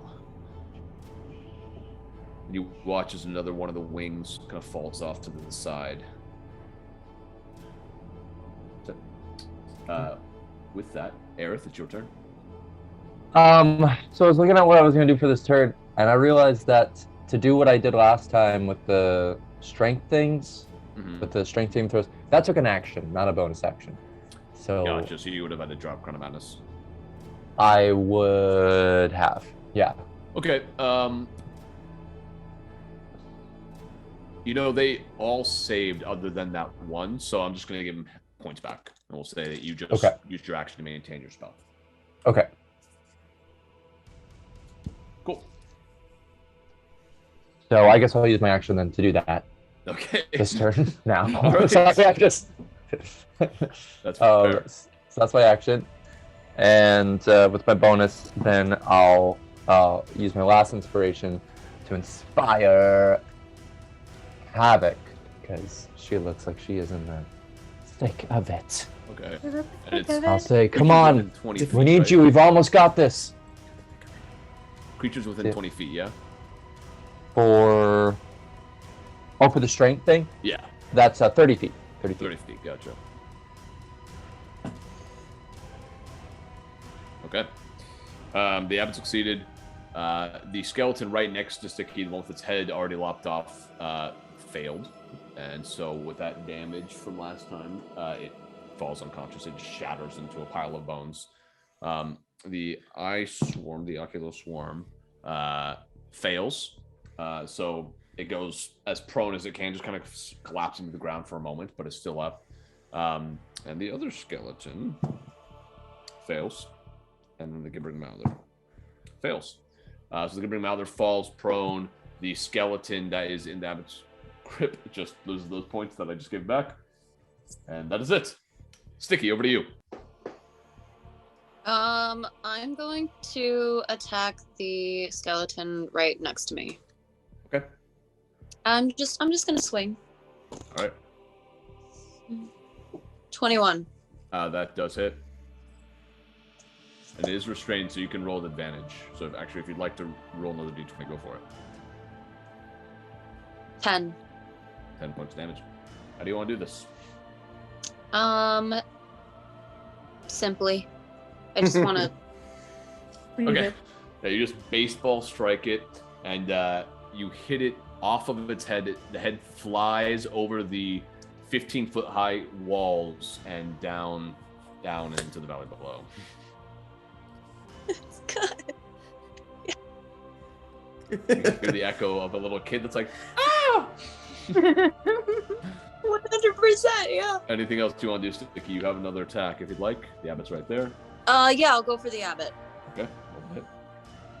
Okay. Please be a good roll. Please be a good roll. 19. Wait. 9. That does hit. Yeah. That does hit. Roll damage.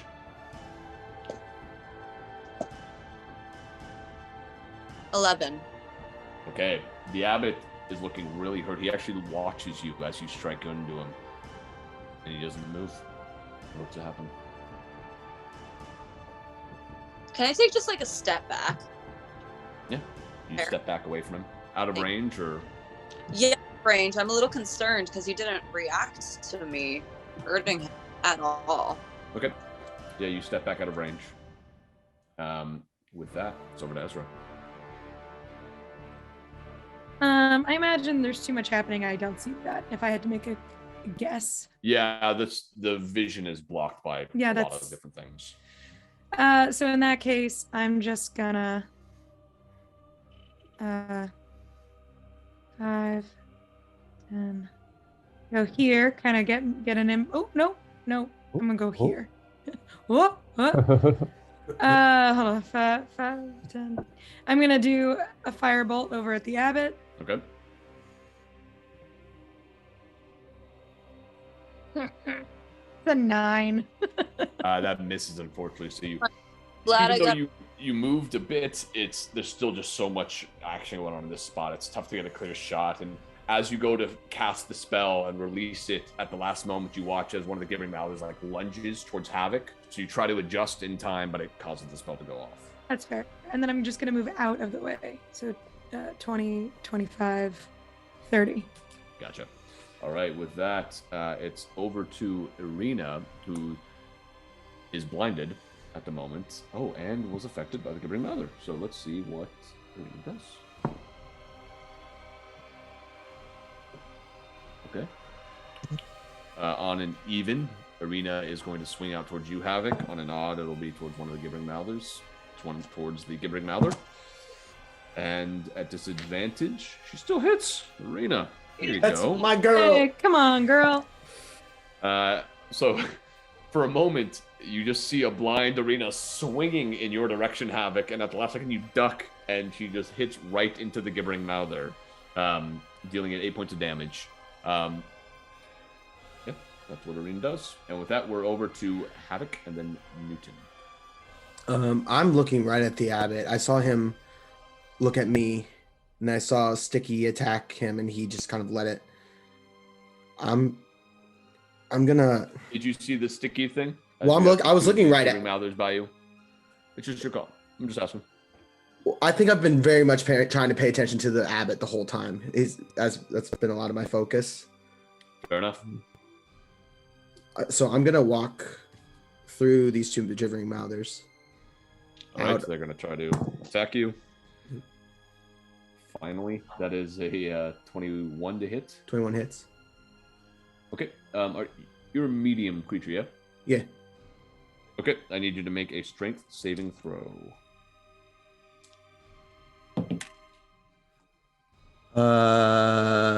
17. 17 succeeds, but you do take, let's see, 12, 17 points of damage as the first one bites into you. Second one's going to attack. That's a 19. Nope, 20 AC. All right, the other one tries to bite into you and it's unable to. And I'm gonna walk up to the Abbot. I'm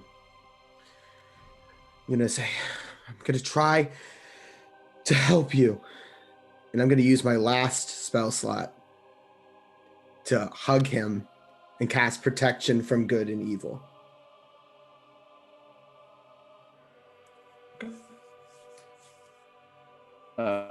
Go ahead and make a quick persuasion check. Persuasion? Okay. Well. Yeah, just to see if he tries to resist at all. Okay. 15? Okay. But it has been worse. No, really quick. Has been worse.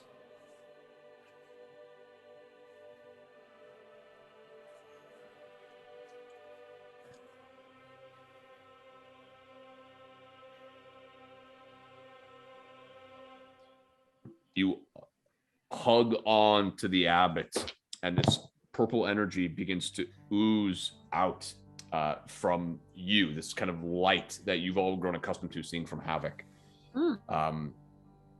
And you cast the spell. You don't know if it had the desired effect at the moment. And I'll just release, and I'll just back into combat with these two Gibbering Mouthers, just so I can protect my two blind friends. Okay. It is over to you, Newton.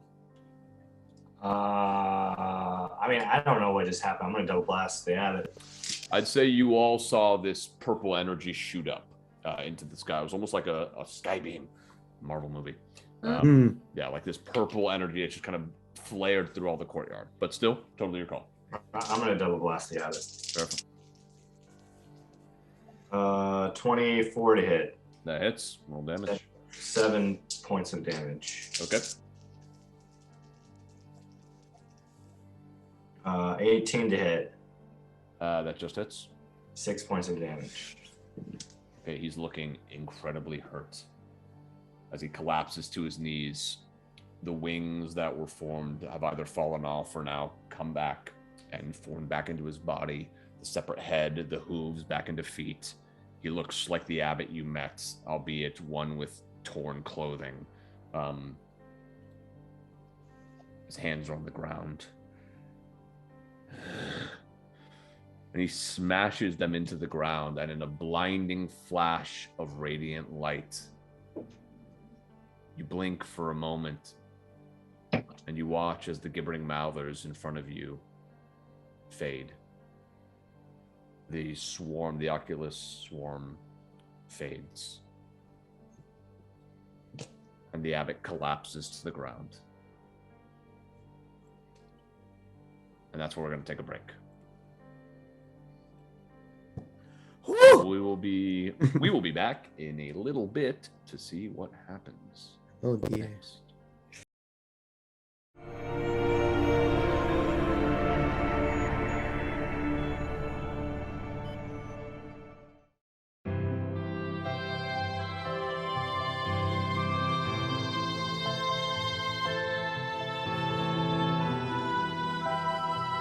Oh, hello. Please, no, don't get up. Pleased to meet you. My name is Newton Fright. When it comes to most things, truthfully, I'd rather not, if given the option. No, not that I have a problem or anything. It's just things tend to go awry when I get involved, so I'd rather not. Understand? Ha! And now you want to know about my past. Which past? No, I mean I have a witch past, as in I was raised by witches. Have I mentioned I like puns?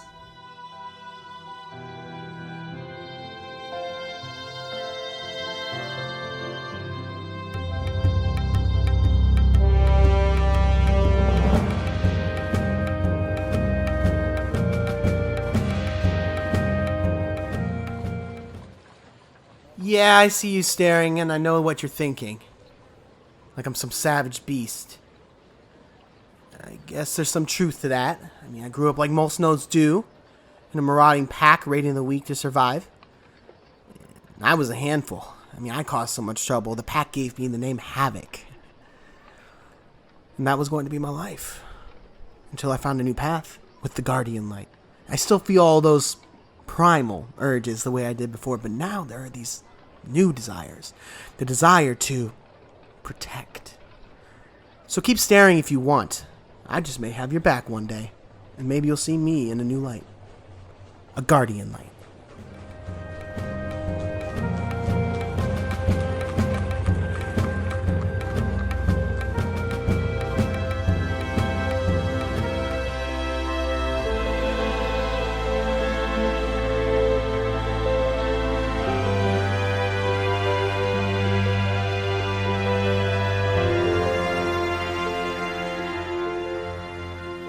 Oh, golly, I'm so sorry. I didn't mean to bump into you. Oh, no. Please don't be afraid. I know I look scary and green and have tusks, but really I have a banjo. Want to hear me play? No? Well, you look like a trustworthy person, right? I can trust you? I'm afraid of everything. Figure that. A half-orc the size of an orangutan, terrified of literally everything. Irony is not lost on me. Anyway, have a beautiful day. Know of any flower fields I can take a nap in?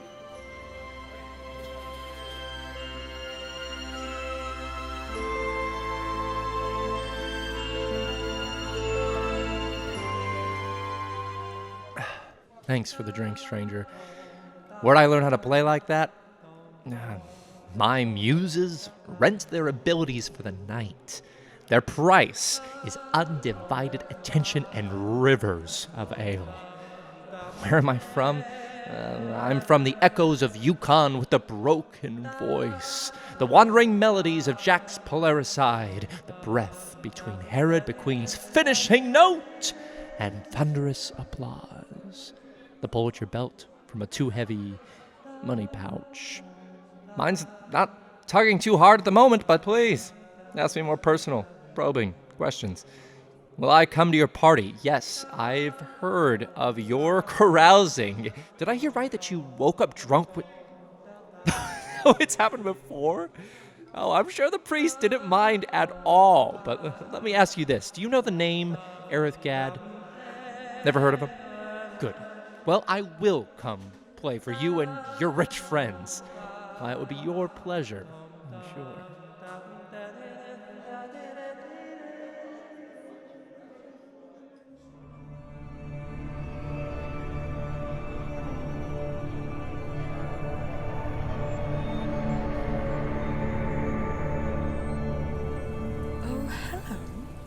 Aren't you beautiful? I'm Ezra. Bess. Lovely to meet you. Please don't touch the hair. It is as luscious as it looks, but we're not that close yet, darling. Oh, you're here for one of my parties. I'm afraid I haven't thrown one in quite some time, actually. I wasn't aware there were still people around that used to go. Well, it's always good to see a friendly face, and such a pretty one at that. Who knows? Maybe another party will be in the near future. Yes, I'll be sure to invite you. Ta-ta now.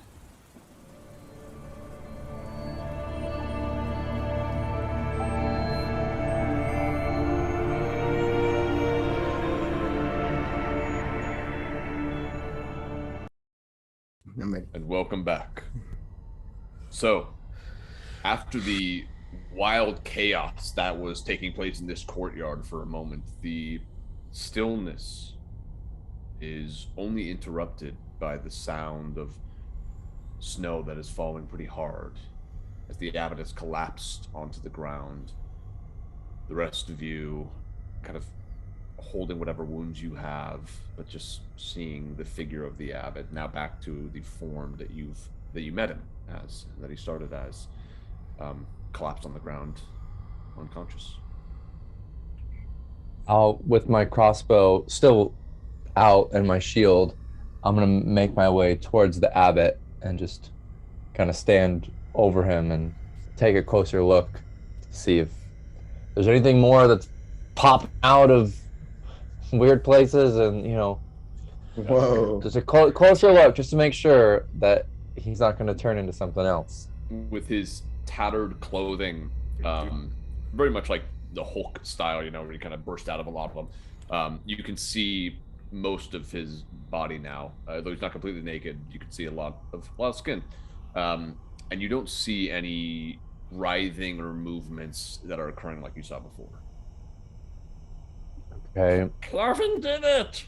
Cloven saved you all. You're welcome, Sheen. Yeah, Cloven's 2 for 2.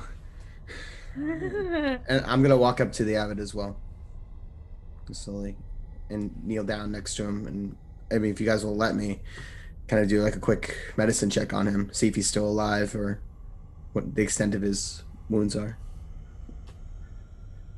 Yeah, I'll kind of nod and just be careful. That's a 19. Okay. As you check his wounds, you see he has collapsed from exhaustion. He definitely has a lot of damage done from all the attacks that were sent his way. Currently, he is still alive. All right. Did I assume you tell us this? Mm-hmm. He's alive. I vote we chain him to a bed somewhere, let him sleep it off, and then we can talk to him tomorrow. I don't know. I mean, he didn't want to give us what we needed before. Why not make him give it to us now before we allow him to? Well, I don't think he's currently in a state to be giving anyone anything at the moment. I'm sure Havok could patch him up just a little bit. At least we get him to talk. But I don't think we should allow him to fully heal up. We don't know what he's gonna do. We could also just, you know, kill him. But we need him to bless the bones if we can. Well, guys, if I could just reiterate here, I don't know if that fully was him. Like, I don't know if that he was fully under his own influence. You know what I mean? Like, there was we something don't know if that else influence going is gone.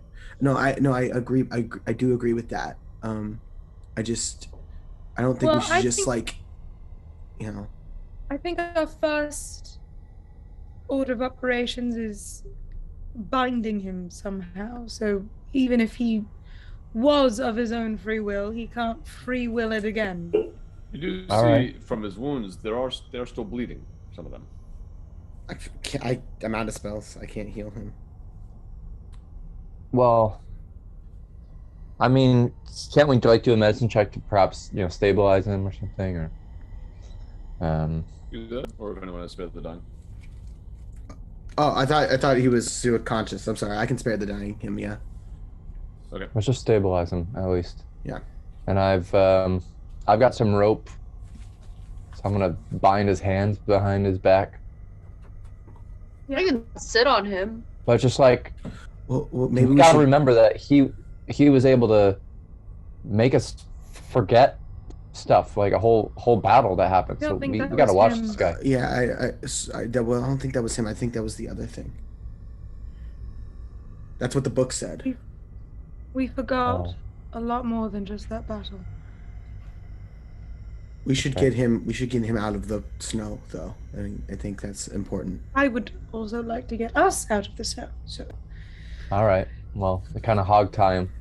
And Stiki, can you help me? Stiki picks him up and like throws him over his shoulder. He's like, "Okay, Careful. At the moment, he just tried to kill us. We don't want him to die before we can ask him any questions. I'm just carrying him. Carefully, he's still got a lot of wounds. He could still die from them. And you might stain your shirt, you know? Also, yes, your shirt. He'll bleed on you. Cloven can take him. Yeah, give to Cloven. No, it's all right, Cloven. Stiki's got him. Cloven, I'm gonna get Siegfried and make sure Siegfried is okay too. And you watch as Cloven waddles over to the smashed head of Siegfried and the body. He's like, "Come in, Siegfried. Siegfried." Just let him figure it out himself. Starts to pick up the body and walk across the courtyard. Don't bring him inside. No, just leave. No. He'd be cold out here, see? I think he's going to be cold for a lot longer than just now. No, I make fire inside. He'll be warm. No. Guys, just give him a minute. He'll be warm. The red stuff's not wine. What? I know, silly scene. Oh, Not a silly scene. Can't deal with this right now. Let's go inside. Okay. You guys heading into the south wing where you had the meal with the Abbott, or are you going to the other side? The other side. side. Yeah, wherever that table is. Yeah. Yeah. Okay. You guys head inside, and Cloven quickly sets up Siegfried at the chair, and then walks over to the fire and begins setting up a fire.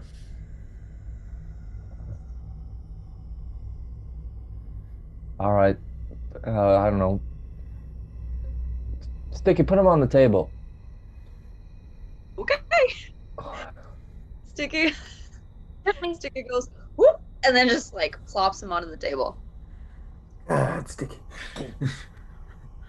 I'll check on him again to make sure he's not dying again. You quickly cast another Spare the Dying. So you see sent him back. Yeah. You didn't specify. You just said put him on. I put him on the table. Sounds good to me. He deserved it. Wouldn't it be messed up if we like fused his body to something weird right now, like he did everybody else? Anyway. Like a chair. Like a carrot. Like Or Siegfried. Or Siegfried, or I don't know, something strange, you know? I don't know. I mean, someone know how to do that? We're not in the habit in trying to become the monsters that we kill. Can we please ask our questions now? Guys, are you awake? Can we get him awake? Havok. I told you, I am out. I have nothing left.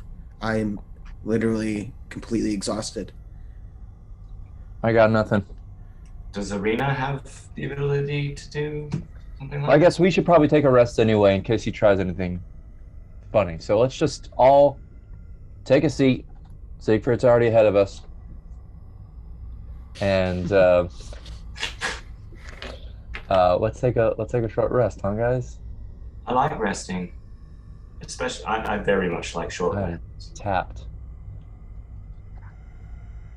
Everyone can sing to sing, or sing rest if she likes. That sounds really nice. Yeah. Sounds great, yes.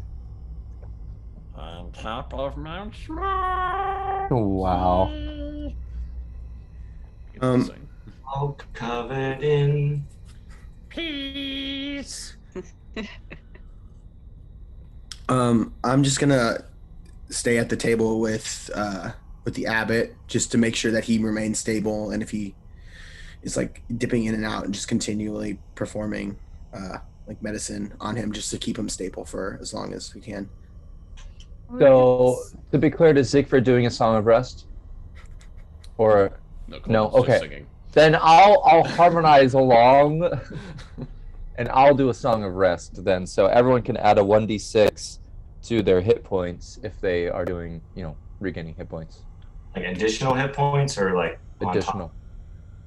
1d6 addition. roll If you're 1d6. rolling for hit dice during the short rest, you can add a 1d6. It's not like extra hit points on top. No, not temporary. No. I'll roll some hit dice. So you guys are resting. You know Serena just kind of sitting at the table, clutching a symbol of the Morning Lord that's around her neck. Just not really saying anything.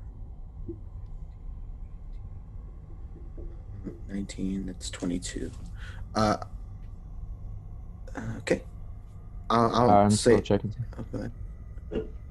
No, go ahead. Sorry. No, I'll look over to Arena and I'll say, "Hey, you handled yourself really well there." I was missing a lot. But you came through in the clutch. You hit a lion while you were blinded. Like. Did I? You did.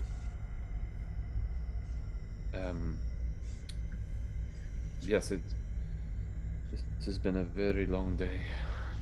As most days are here in Barovia, yeah. That is fair, but I don't know, to go from that monster in the mountain and then to whatever was happening with this one. It was a lot. I understand that this might be a hard ask after what he tried to do to you. Do you have any healing left for the day? I'm tapped out. Okay, just thought I'd ask because I am as well.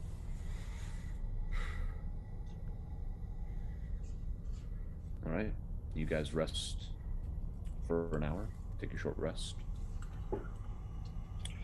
Cloven, what do you aspire to be? What's your... Drunk. You aspire to be a drunk. He drinks a little bit more wine, and you watch as he pours some of it down the mouth of the little baby's head this time. What's a drunk's job? What does a drunk do? Huh? What's a job? You know what I want to be? I want to be drunk right now. Fair. I think it is a lofty goal in the circumstances. Oh, I just was trying to establish the role of a drunk. What, what's the day to day, if that's what you aspire to be? What's your, what's the itinerary of Cloven the drunk? What's an itinerary? A day in the life. What's New day in the life of Kevin. I was up, have a drink, hang out with my best friends, sing and sing and sing and sing and sing and arena. Excellent. And we drink together. And what does the baby want to do when it grows up? I drink. It wants to be a drunk as well. Yes. So you could say the apple doesn't fall far from the tree. The Abbott doesn't fall from the tree. I'm not an apple. I'm not an apple, son. I'm just trying to pass the time here, Cloven. We have a short rest. Cloven turns to you, having to. Is she stupid? Which one? That one? No. I don't think so. I would. The word I would use would be silly. He's silly. Yeah. All right. Ezra, you want to do something? I just kind of wanted to reread through the journal. Okay. You reread through the journal throughout this rest, and you find different passages detailing when you two met in Valaki, when he joined your party and began fighting alongside you all. And you read more about this relationship that began to form between you two. And it's a weird feeling, because as he describes you, he's definitely calling out things that you do, that you like, that you're passionate about, but you don't remember talking with this person. Did we ever learn what happened to him? You learned, I'd say you could probably put together that he was killed by the false Hydra. So he fought the Hydra with us? The last entry is about him and you all heading back up to talk to the Abbott after your night of reading through the tome.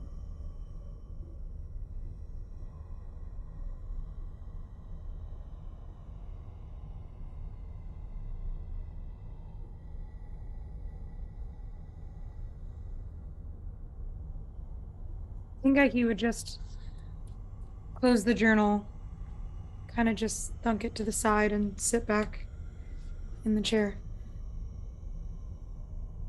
As you sit there and just kind of reflect on what you read, one of the lines that stuck out to you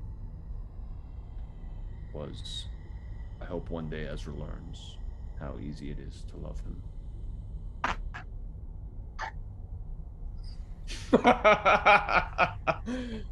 Solid. Sick.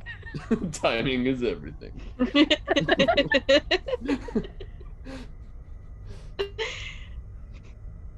Ezra would just be quiet the rest of the rest. Okay. You guys heal up. What are you doing? What do we want to ask this son of a bitch? Well, can anyone heal him? He's still unconscious, yes. Well, before. Well, we want to ask him to bless the bones, yes? I mean, if he was overtaken by something, then maybe he will, now that he has recovered. Okay, top priority. Stiki is standing by, prepared to stab if need be. Maybe ask him if he can help us in any way, if he has fully recovered, besides the bones. Maybe get some guidance, or... Oh, this is interesting. Maybe he knows... Maybe he knows a weakness to the devil of some kind. Yeah, and do we already know why everyone was carrying the mirrors around? I don't think we do, unless I missed that. Okay, I didn't know if it was covered last session. I wasn't here. I'd like to ask about that if he knows anything.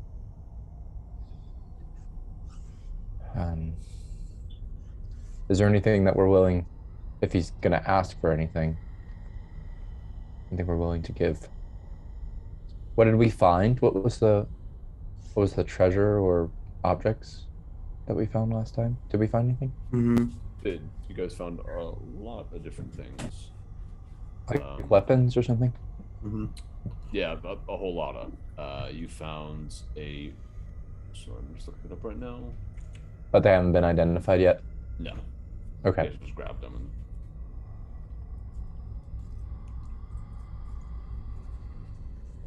You have a magical rod of some kind. You have a mace. You did find a bag of holding, a ring, and a short sword. I'm going to put my hand into the bag of holding and think of a healing potion. Okay. And see if anything comes out. Roll D20 for me. Ooh, that's clever. Natural 20. After a moment, you feel the weight of something in your hand, and emerging, you have a greater healing potion. So we were wondering how we can get this guy awake. Reach in there and see if there's 25 gold's worth of powdered silver.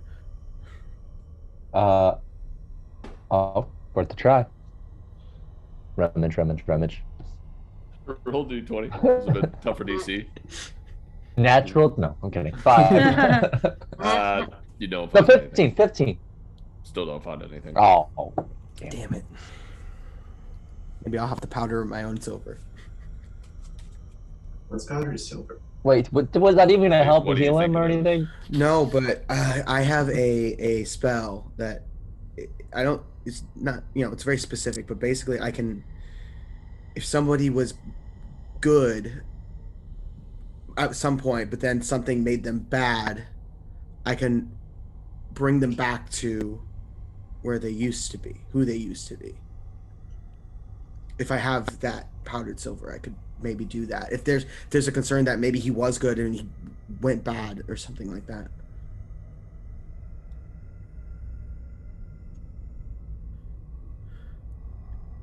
But I mean, it doesn't sound like that we can do that. So it's worth a shot, though. I don't have any powdered silver. Yeah, it's a weird thing that this ritual needs.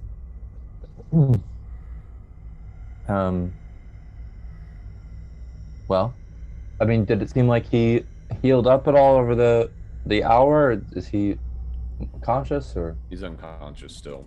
He's kind of unable to rest up since he's just unconscious. Havok's had to probably cast a couple different Spare the Dyings at different moments.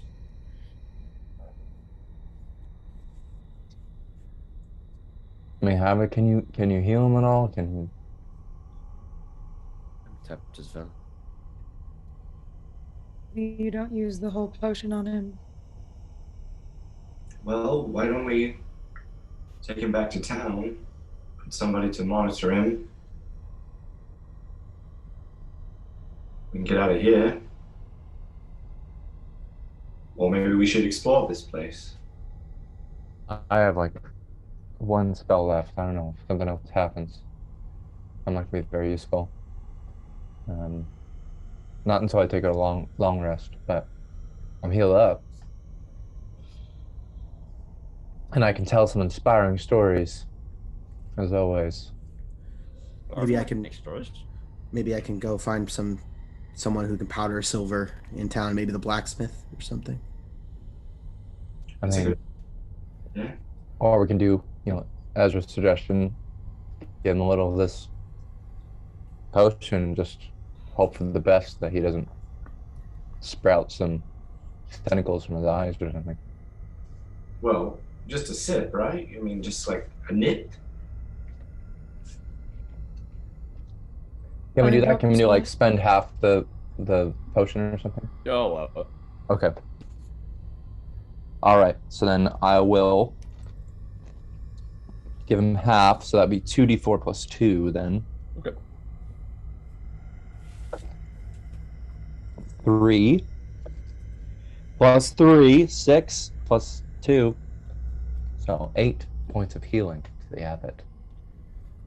You pour this in his mouth and wait for a moment.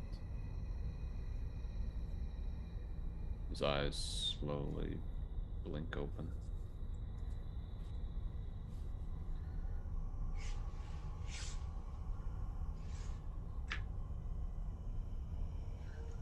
Hey. Hello? You with us? Yes. Hello? I pull out my silver short sword. I'm like, don't try anything, all right? Are you you or you evil you?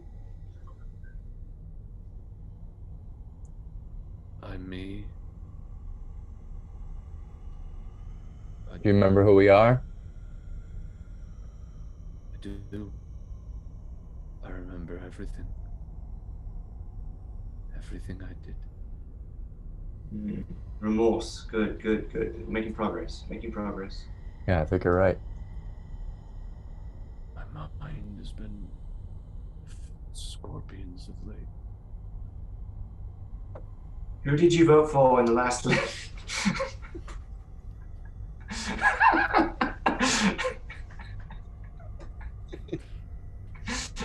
Who would you vote for now? 12 points of psychic damage to Seth. Oh my goodness. Sorry. I'm like fucking tearing up right here. Sorry.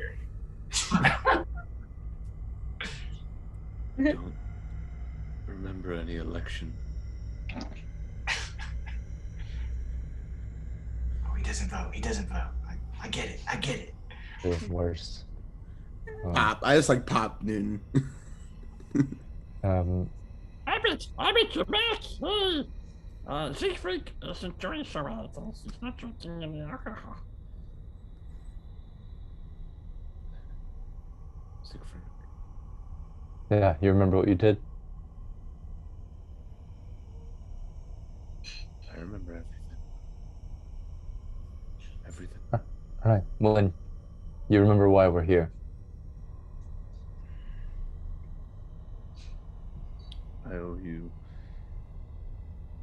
all, both my greatest apologies and my greatest thanks. Well, hey, if it wasn't you, it's not your fault. We have some experience with that in this group. Hey, hold on though. I think he still needs to be held accountable. I agree. Well, let's just, I think a sign of good faith would it be if you bless the bones. Just bless the bones. I can do that. Wait. Well, we're gonna have to have time to do that. First, I want to know. You said that you owe us an apology or something like. Great thanks, he said. Oh, thanks. I mean, were you messing with something you shouldn't have? Is that what happened here? Tried many things in my time here in Barovia to bring light, to bring hope to the people, and it appears in my fervor and my passion I am dabbled in things I didn't fully understand. But I will not allow that to take the responsibility off of my shoulders. He looks to Arena. I still think that the best course of action is to take your face. But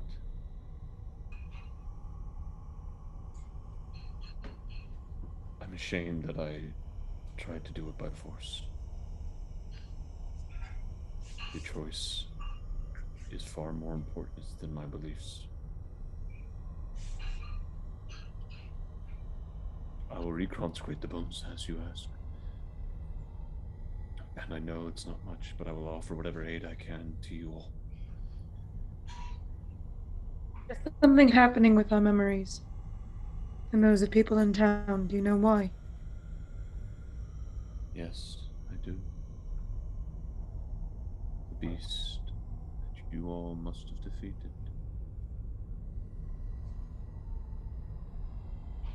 That's what it preys upon. People's memories. Those it devours, you forget never existed. Its song, you forget ever seeing it.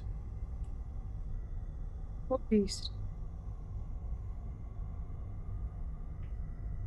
I was told it was called the False Hydra. The one. But we didn't remember him before we fought the Hydra. What do you mean? What? One that was traveling with us, apparently.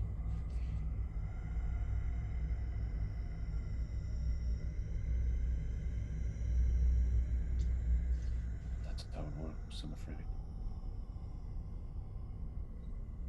Memories of things you had, actual experiences you had with the person, your mind just fills in the gaps.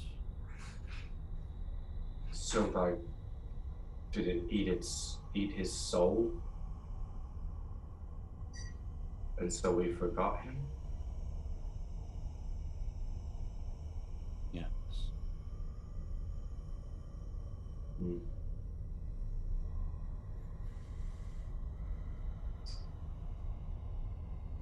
It's pretty fucked up.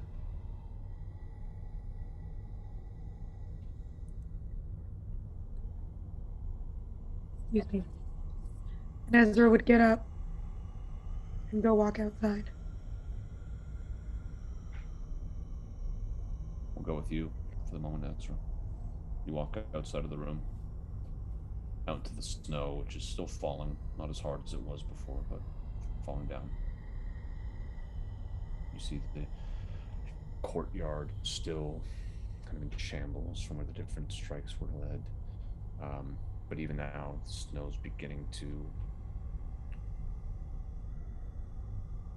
kind of form a layer around all the damage that was done.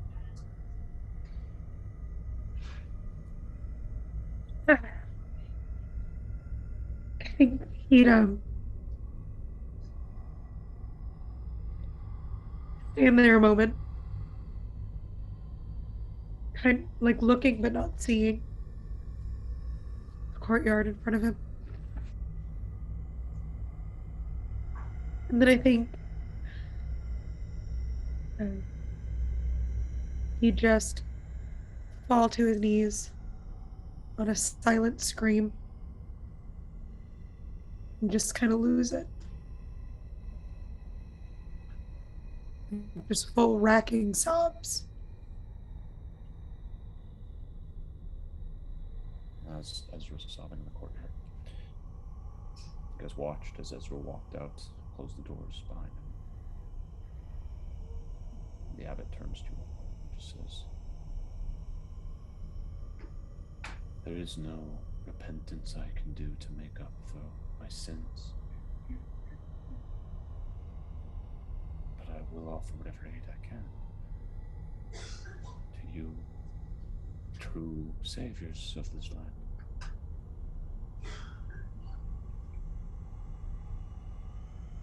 So what's the deal with the mirrors? Some townsfolk believe that, well, I know they were able to see the reflection of the Hydra if it wasn't singing. But as soon as they pulled the mirror away, they forgot they'd seen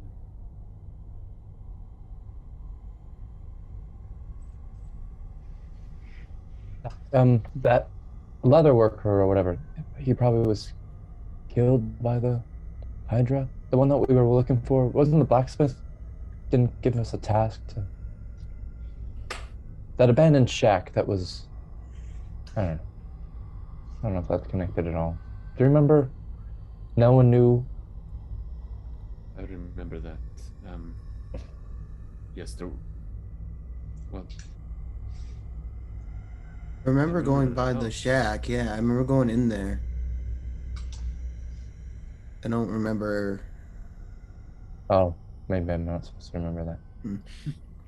As you think back on that merchant, it's kind of foggy. You don't remember why you came to that house, but you do remember looking through the house and seeing like lit candles and warm food and.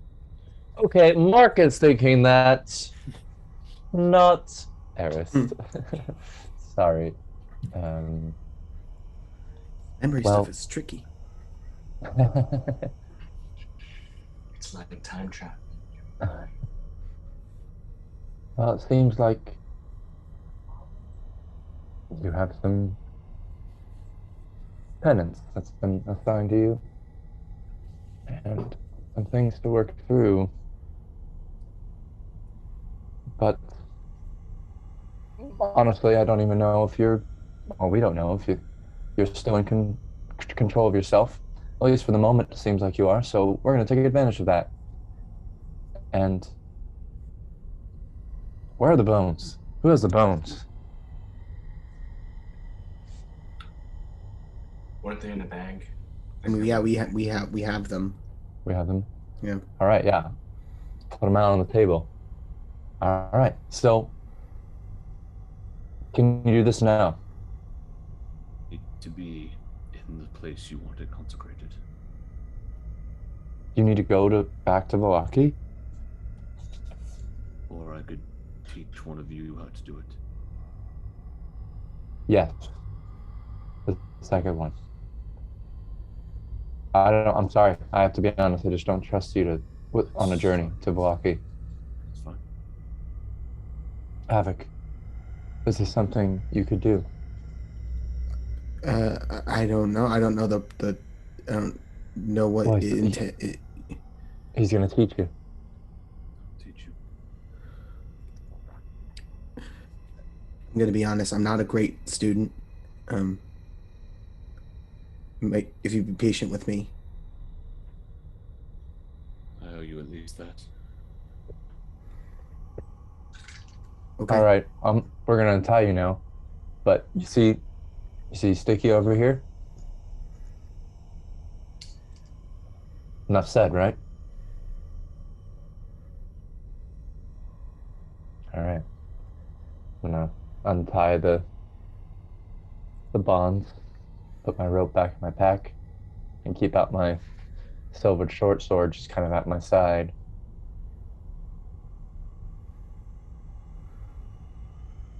And I'm gonna go over to what's his name again? The creature? Cloven. I'm like, hey, She's pouring liquor down the whole. Hey! Don't waste that. Don't. Can I have some? Yeah, I just. It didn't. Whatever. I'm just gonna wipe off the top, take a swig, and keep an eye on the Abbott. Okay, it's pretty good. All right. Thanks. All right, Ezra. You're outside in the cold, still sobbing, feeling the breath slowly come back.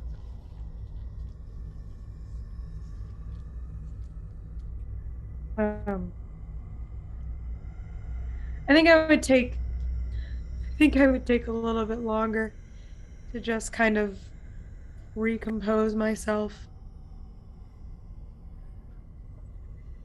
Fix my face. Okay.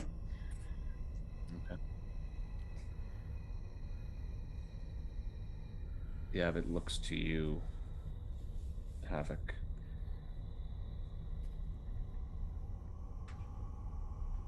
I know that without you, I would be dead.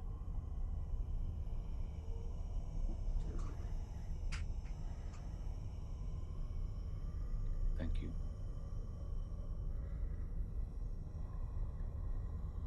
Please, sit. He steps off the table to the side on the ground and sits down next to you.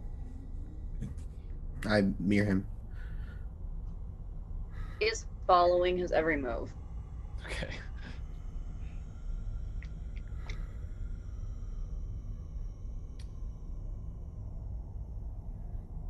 Actually, before he sits down, he goes to some of the shelves on the side and he watches he gathers some herbs and oils and incense.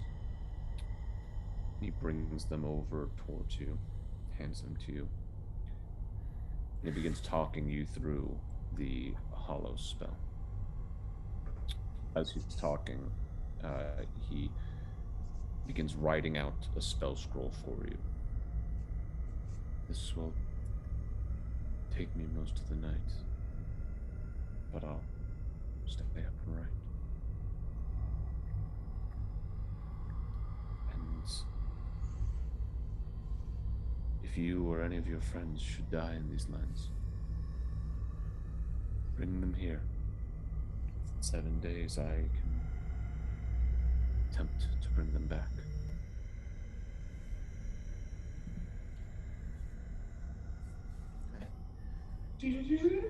Or whatever that extra life sound. I think at that point, Ezra would quietly let himself back in. Okay. You head back inside. So quiet, no one even notices you come back in. I just kind of stand in the back corner of the room, watching. The abbot continues to write. He has shown you essentially the way you'll cast it, the words that you'll use, but it's a higher level spell, which is why he's writing this scroll. So you do have access to the hollow spell now, Havok. It is a 5th level spell. I don't believe you can cast 5th level yet, right? Okay. Yeah, so that's why I just did the scroll for you.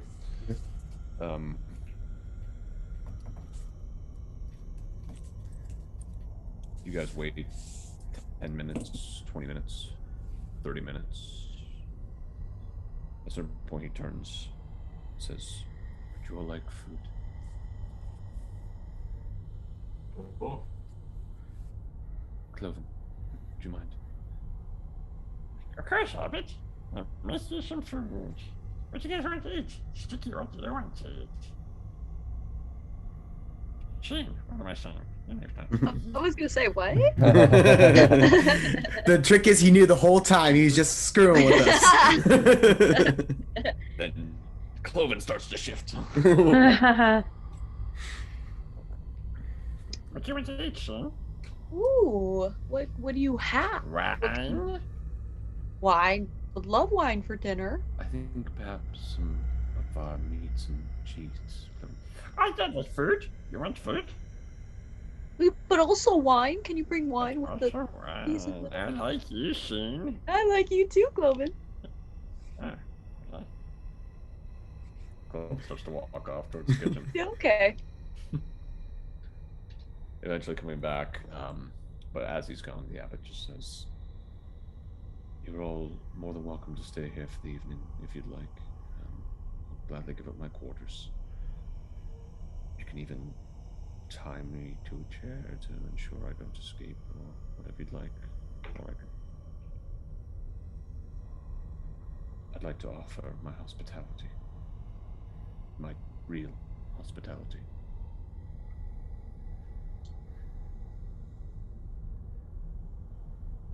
Where you and Havok will work?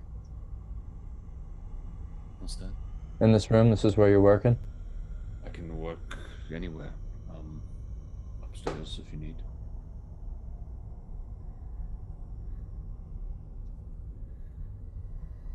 I think we should have dinner and then move somewhere with better accommodations for the night. Very well. Continues working as Cloven eventually brings out 2 trays of food that he's like barely holding on to. Eventually puts them down on the table. Comes out with wine. As some of you move to the table to begin eating, the abbot doesn't. He continues just writing.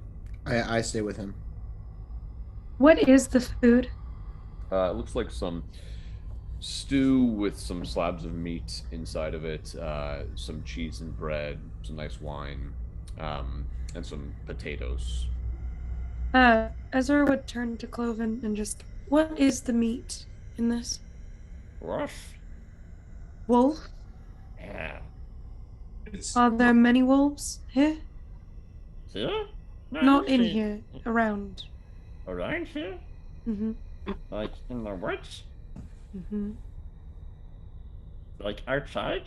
Mm-hmm. Like in the woods outside? Yes, Cloven. I don't know. Abbott, are there many wolves in the woods? Right. Yes, there. Outside? Yes, there are. Shin, there are many wolves in the woods outside. Thank you, Cloven. You're welcome, Shin. Stiki has not like stopped pointing the sword. He'll like reach over onto his plate and then like take a bite, but he's staring intently at the abbot. Okay. This baby stew is so delicious. I know, right? She's like feeding the little baby head. I'm just gonna be eating it up on the side. Gross. Ew. Disgusting. So nasty. And I'll kind of, I guess, interrupt the abbot, and like so, like quietly, kind of lean over his shoulder and be like, "It's to Cloven's your work, huh?" Yes, yes, he is. Is that before or after you lost your way? I'd like to say it was after, but honestly, I've not spent the time yet to determine exactly when this began.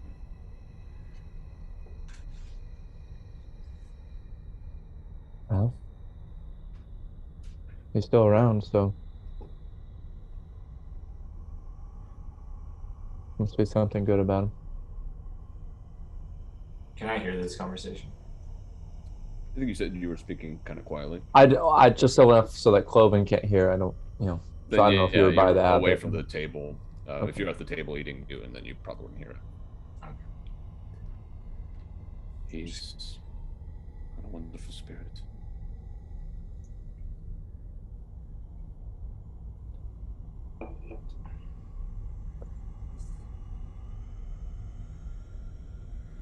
I know you have a sort of long road ahead of you, figuring all this out,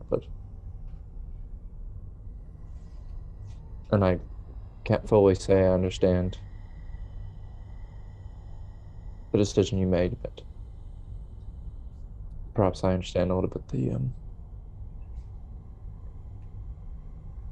motivations behind it, the intention.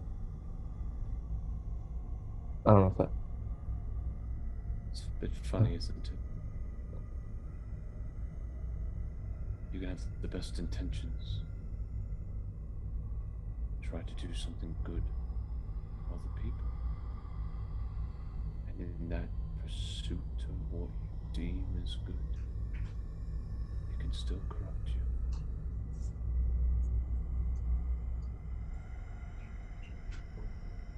What is good then?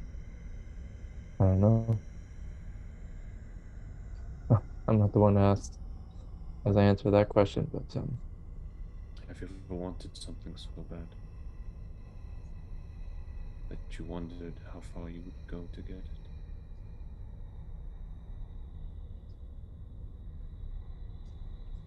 I don't Were think that you I close? would ever get to the point where I tried to take somebody's face off without their consent. And you are stronger than me. were you close? Rolls his eyes.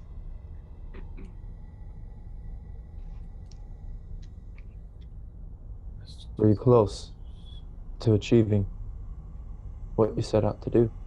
He looks to Arena. Painfully close, but painfully far at the same time. Stiki growls at him. Don't look at her. Don't ever look at her.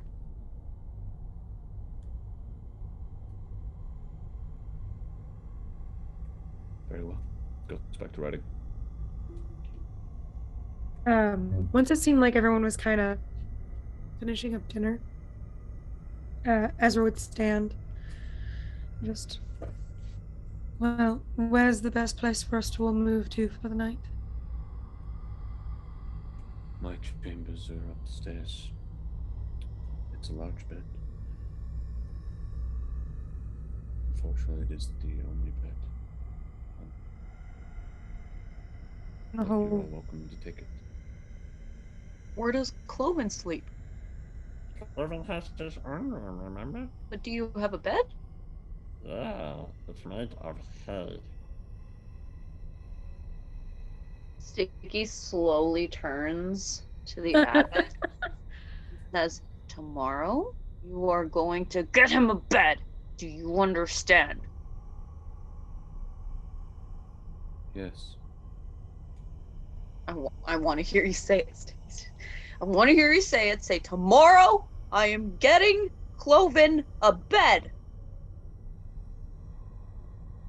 Tomorrow I am getting Cloven a bed. If you don't, I will come back and I will take your face off. Stiki. Ezra would put a very gentle hand on Stiki's shoulder. And just... It's okay. As you do that, Cloven also steps in front of you, Stiki. Says, don't threaten the Abbott. Abbott is my friend. Shame. I know Cloven. I know he's your friend. Then why are you being such a dick? Sometimes people deserve it, Cloven. Yeah? You deserve it right now. I look at you and I think... You smell! I'm sorry, Sheen. I didn't mean that. It's okay. No, I'm okay. It's fine. You're being mean to my friend, and it's making me sad, and I lash out with anger. It's fine. No, I understand. He's still holding up the sword, but he'll like move his hand to the other and like wipe his tears.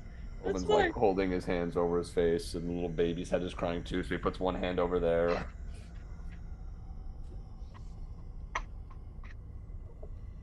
Cloven, it's all right. I think Stiki is correct. Yeah? Sheen is correct. You deserve a real bed, and I will get you one tomorrow. Yeah, okay. Thanks, Abbott.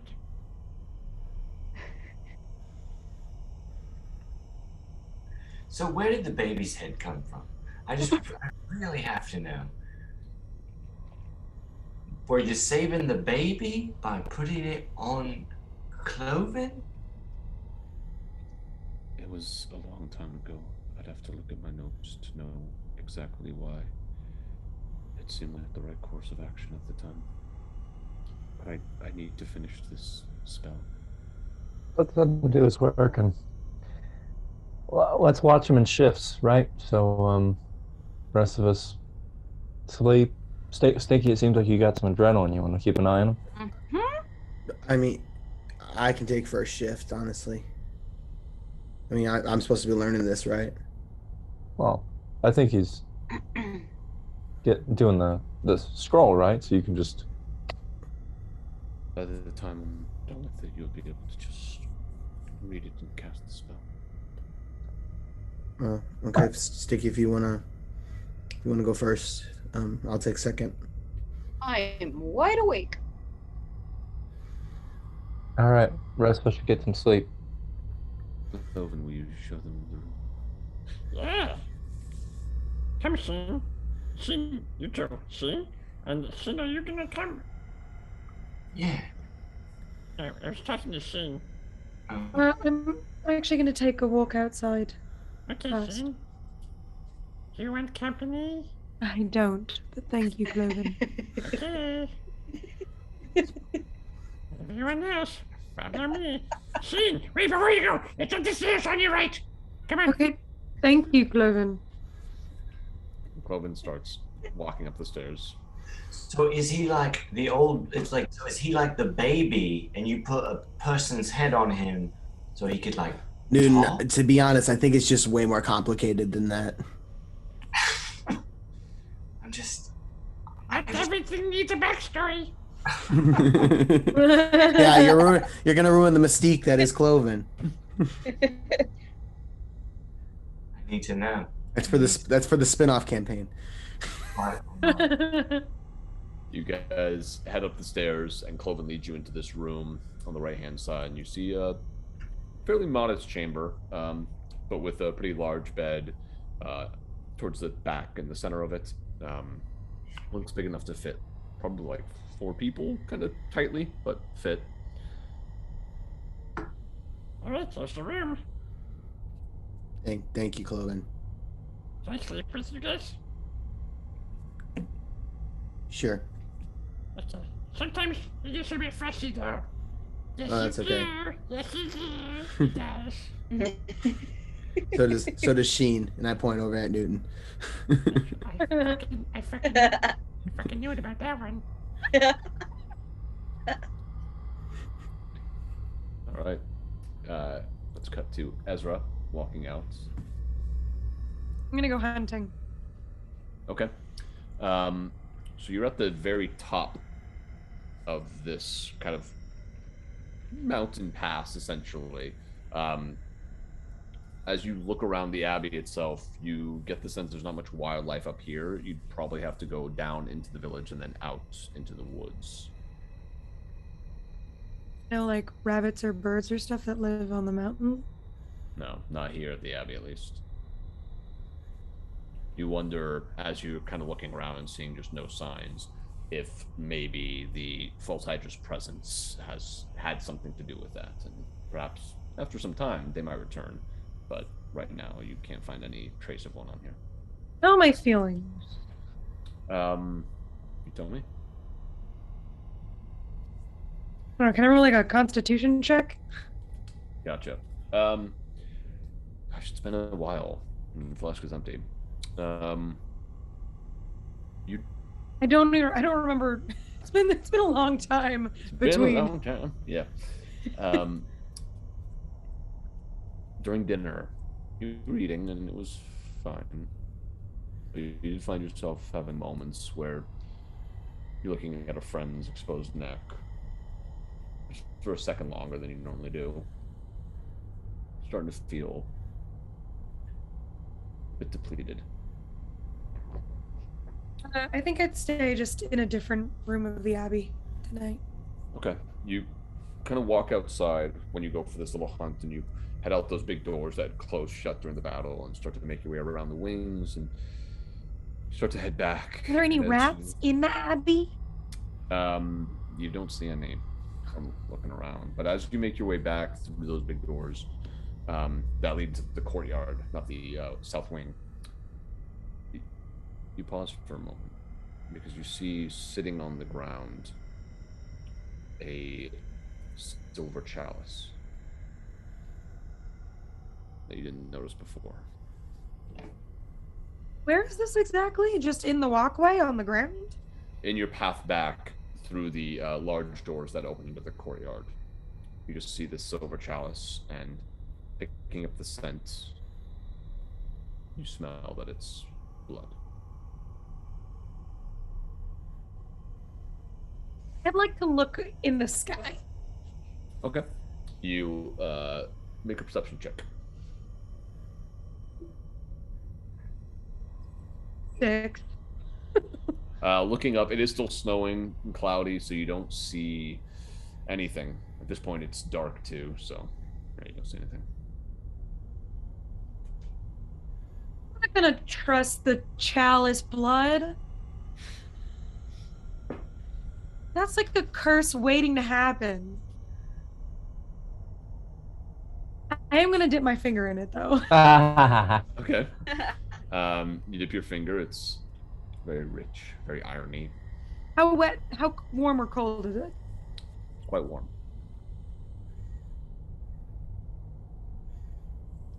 What kind of blood does it smell like? Make a. We'll call it either perception or medicine, whichever you're better at. Or investigation, actually. One of those three. Oh, well, can I change it to investigation? Yeah. Okay. I also have advantage on Fey, Fiends, or Undead. Okay. It doesn't apply in this case. Damn it. Okay, well, it's a 12 then. It's tough to make out the sense. It seems like maybe it's kind of a mixture of some different kinds. Doesn't seem like it's one pure source, but you can't quite tell.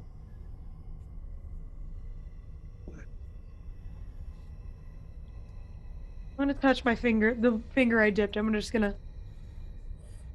Okay. It tastes quite good. No, I'm gonna be cursed. It's gonna curse me. This is definitely from like Strahd or something. It's cursed blood. I'm not gonna drink it. I'm not gonna drink it. And I'd stand up. Okay. And I would, like, you know when you're pointedly not looking at something? Walking past it. Okay. Stiki, you're standing in the dining room, holding the sword up. And after a moment, the door opens behind you and Ezra walks in. Oh, is it still snowing? Yes. You okay? I'm just very tired. Tired? Emotionally, Oh. internally tired. I didn't know you got tired. That makes okay. I think I'm gonna stay in one of the other rooms tonight. Alone? Mm-hmm. You're not gonna sleep over? Not tonight, Stiki, no. Why? Because I've had a very hard day. What? That's what family's for. We've all. I'd like to be alone. Oh. Okay, I respect that. Thank you. I will see you in the morning. There's a room on the left upstairs that... It's not a bedroom, it is small. Stiki calls out after Ezra. Are we taking shifts? I think so. You can wake me. But I can't leave. Whenever it's my shift, I had said I would take second shift, so I mean, yeah. I definitely want to take a shift at some point. Okay. The other three of you, do you just go right to bed, or is there anything else you want to do when you head in that room with Cloven? I'll be like, you guys can have the bed with Cloven. I'm gonna post it somewhere else in the corner. I think I can cuddle with you if you want to. Very kind of you. I'm all good. I'm just gonna cuddle up with this, and I hold up the wine. It's weird. You're supposed to drink that, not cuddle with it. I can do both. You can cuddle up with me, Cloven. Okay, soon. I just have a few questions before we, Do you want baby side or Cloven head side? Well, both sides. How far back can you remember? Oh my god. This room is for sleeping, not for backstory. Shut up. I remember all the way back to when I met you guys. Oh. Well. Do you remember? Do you have any... You were wearing a bright pink dress. And I said, Sheen, you look so beautiful. And you said, Cloven, you're so handsome. And I said, yes, I know. I do Remember? Yes. I do. And then what happened? Then you got down on one knee and you said, I think I want to marry you. And I said, no, I'm not really the marriage type. I'm a free spirit. I don't want to be held down. And then there was... a baby was born. Is that what happened? No. What? So there was no marriage. There was no. I said no, and I'm saying it again. No, I don't want to marry you. I don't love you. He turns over at that.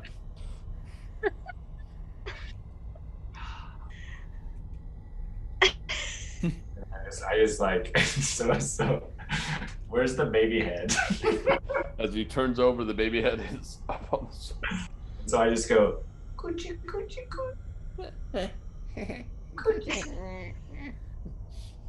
Is Cloven your daddy? Is Cloven your daddy? Dustin, you gotta do it, man. He can't speak. You gotta do it. He can't speak. So. Did your daddy choose to attach your head to him? I roll over and I growl, Newton, I will kill you. I swear to God.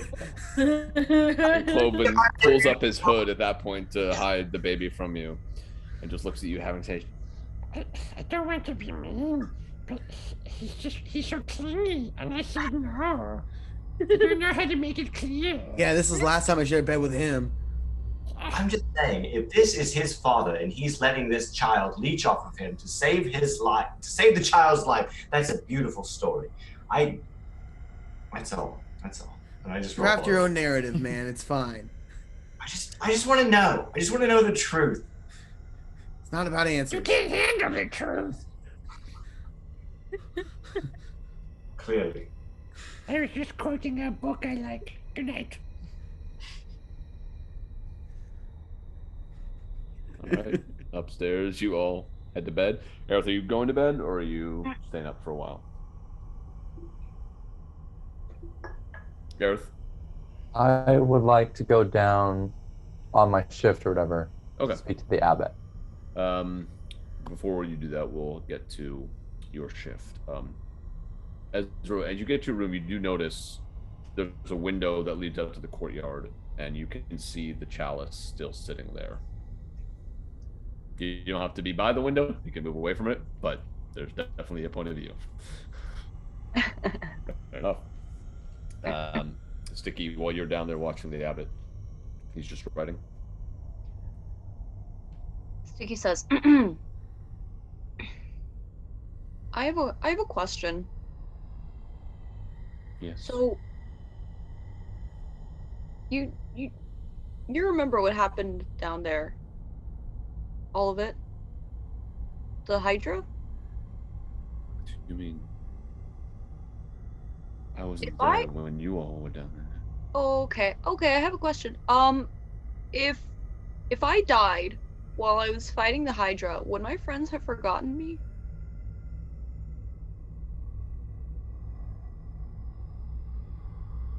Most likely, yes.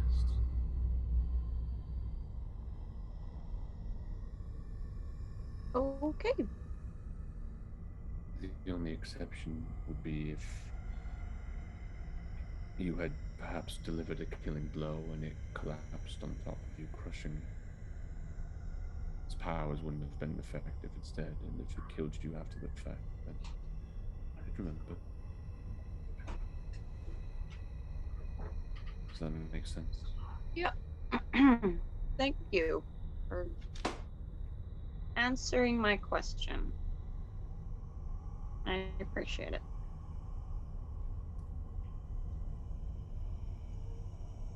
He gets back to writing.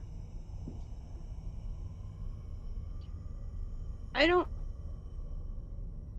just want to understand. Why did you...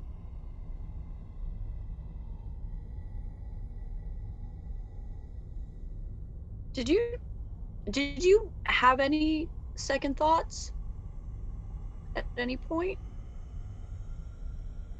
Did you feel bad?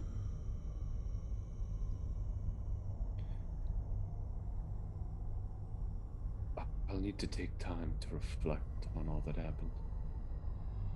From my perspective, I came to on that table feeling far more clear-headed than I have in a long time. And since that moment, I've been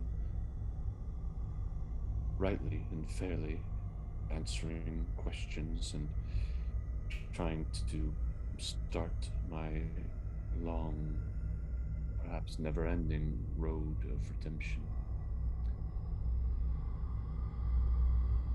I think, if I'm being honest with myself,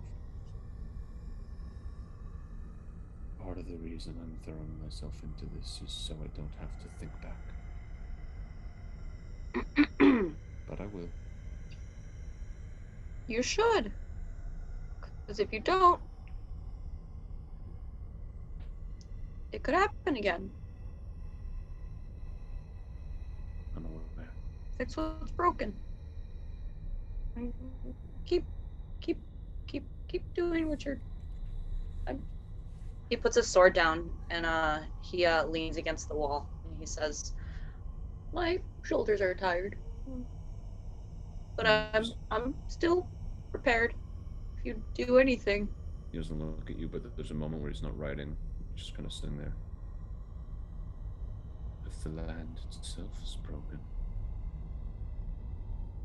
what you do, the world is madness. But there's always good.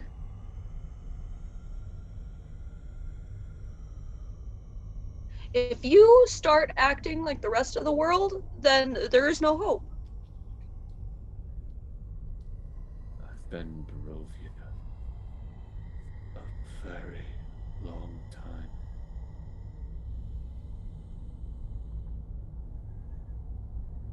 But I will say, for the longest time, it was nothing but darkness. And then your group came along.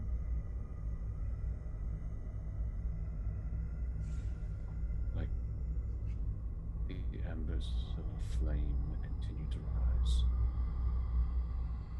For the first time in a very, very long time, I do feel a sense of hope. For the first time since he's come back, he cracks a little smile in your direction. It fades after a moment, and he turns back and begins to write again. And you just hear him whisper to himself, "Happiness and hope is not for you." He continues to write. Stiki is leaning against the wall, waiting for somebody to come so he can sleep. Okay. Aerith, or I'm guessing Aerith, you're taking that next one since you were kind of staying up, resting, but not necessarily sleeping as you. Okay. Yep. So eventually Aerith comes down and relieves you. Stiki, you go into the room with Clover and all them?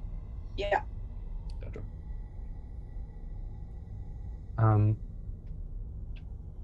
Aerith kind of posts up across the table from the Abbott and starts to take out a short sword, but then puts it back away. Instead, takes out the lute and is just kind of tinkling along. And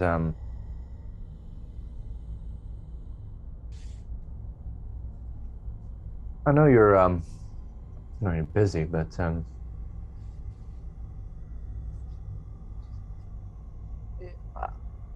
I thought I heard you say something to Havok earlier about bringing people back to life. Was that right? That is something that I have an ability to do if they can only have been gone for a certain amount of time.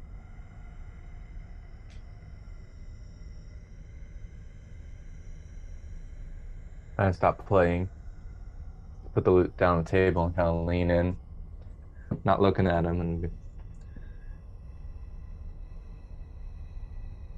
But you know, I mean, you and I, we dabble in what's possible.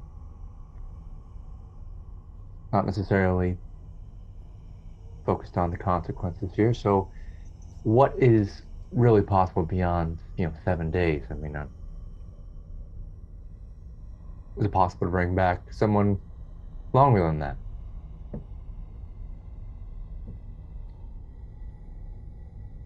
I did spend some time during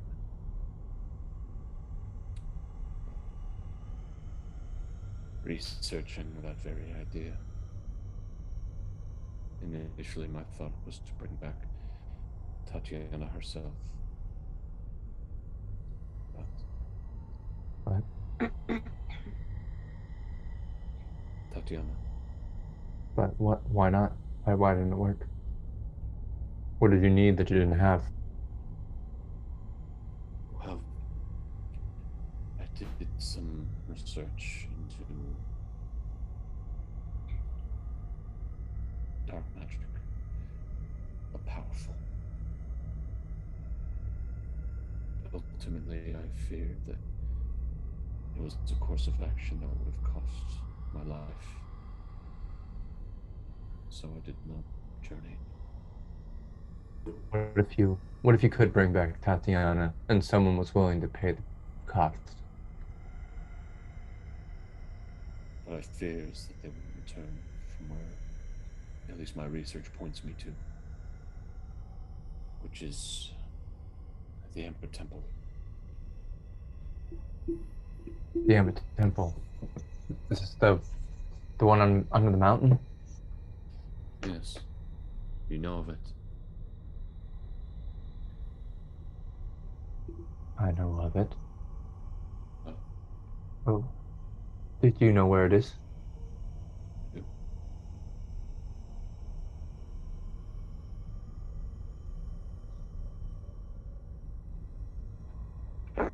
I do. So sorry, my cat. Feel it.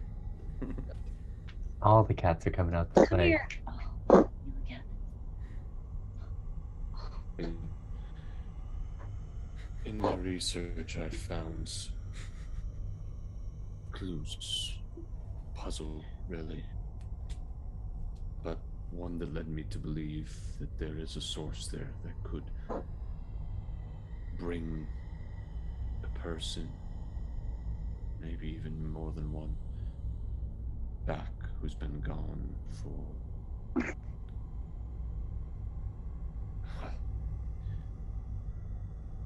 I believe it wouldn't matter how long they've been gone. Oh, you mentioned, and now I'll take the loop back out and start playing. You mentioned that you thanked us for being heroes or something. I guess we've sort of taken on that role here in Barovia, so I'm willing to pay the cost. He's been kind of riding on and off throughout this conversation, but at that, he drops the quill. Look at me. My friends, they're trying to get out of this place. That's never been my intention.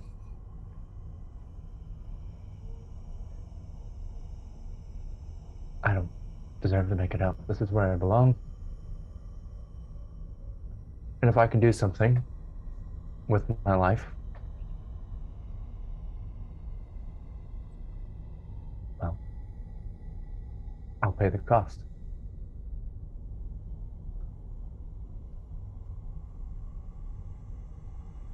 There's a fine line between bravery and stupidity. Oh, I'm well beyond that. To pay a cost they don't know.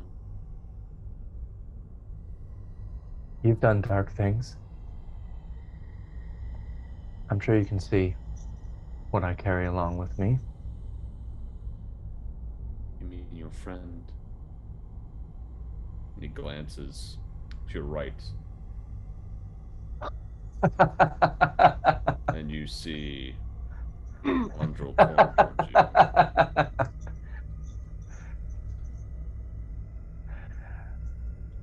Wow. Then you know. Come on, Andrew, come out to play. I'm very confused by this. Welcome to my life, Andrew. Come on, pull up a chair. Have a seat and talk with the Abbott. Man, it's a breath of fresh air that somebody else can see, your ugly mug. I really feel uncomfortable with all of this, but yes, I'll sit down. I can see your friend, however, I cannot hear him. Oh. Well, what a disappointment for him. Wow.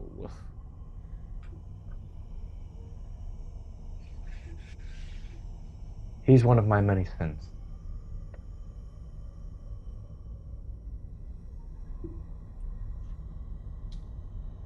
I can pay the cost. I suppose in due time we'll find out if that's true. What do I need? What do I need to give? What do I need to have prepared? What do I need to know when I go to this place? I'll give you my notes. You can have all the information I have.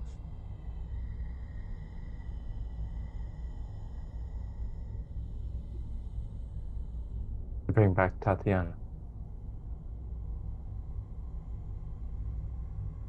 I believe that would satiate the devil.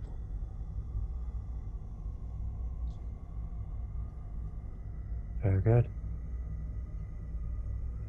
And I imagine we're on the same page that probably shouldn't tell any of our companions about this. They don't exactly trust you. I don't know what you're talking about. Very good. Do you have the notes here? Can you get them to me? Or can I go get them? Get them. He stands up. Actually, they're in my room. I'll have to wait till morning.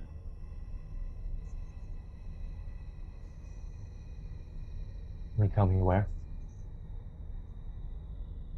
Underneath the bed. A locked box. Okay. Alright. Alright, well. Andrew, you and I, why don't we have a chat? And leave the Abbott to his work. I don't understand. I'm just supposed to be watching him, or is that kind of like not a thing? We're gonna go over here in the corner and chat and allow him to concentrate, alright? Right. Doesn't need to We'll listen see. to your babble. You were very clear, so I had to check. So you walk over with Andrew, who sees me. Wow, it has been a while since someone else has laid eyes on me other than you. How did it feel? Well, felt thrilling to some degree, but melancholy as well. I was taken in my youth, Aerith, my youth, by someone I thought cared for me. And you see the bruises begin to form on his body again. You see his eye dangling out of the socket, like how you left it.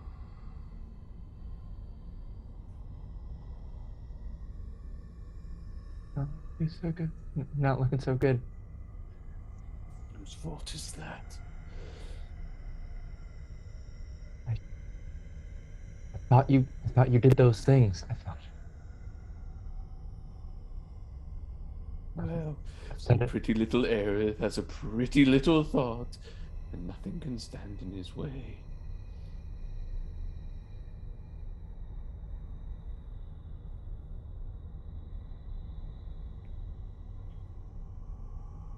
You're going to get all of these traveling companions, those that you call friends with your filthy lying lips. You're going to get them killed. And I'm going to be there with you, laughing and perhaps even singing a song when it happens.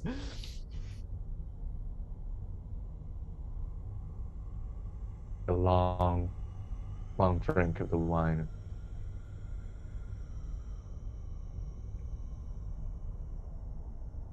After all those lessons, you could never sing on tune.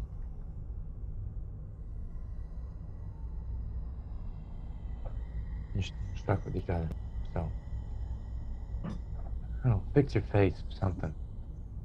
Take another swig. But like Aerith is just crying over there in the corner. You know what I've noticed, Aerith, as I've been in this land? You see the body start to reform again. I feel stronger. I feel sexier. I feel like perhaps maybe I'd like to take control for a while. We've tried that before. I don't think that's a good idea. I don't know that I care what you think. And that's where we're gonna end. Whoa. Oh no. Hey. Okie dokie. So we're gonna be back, guys. Oh, so lovely. A nice big combat, some great RP, some jokes, a new member to the party in Cloven. I got to have a breakdown on camera. Yeah. Oh, wonderful performance. That was amazing. Yeah, really good performances from everybody today. All right. So good to be back. We will be back with another episode very soon. But from all of us here, character player, to you out there, thank you so much for watching and have a good night. Bye, everybody. Bye.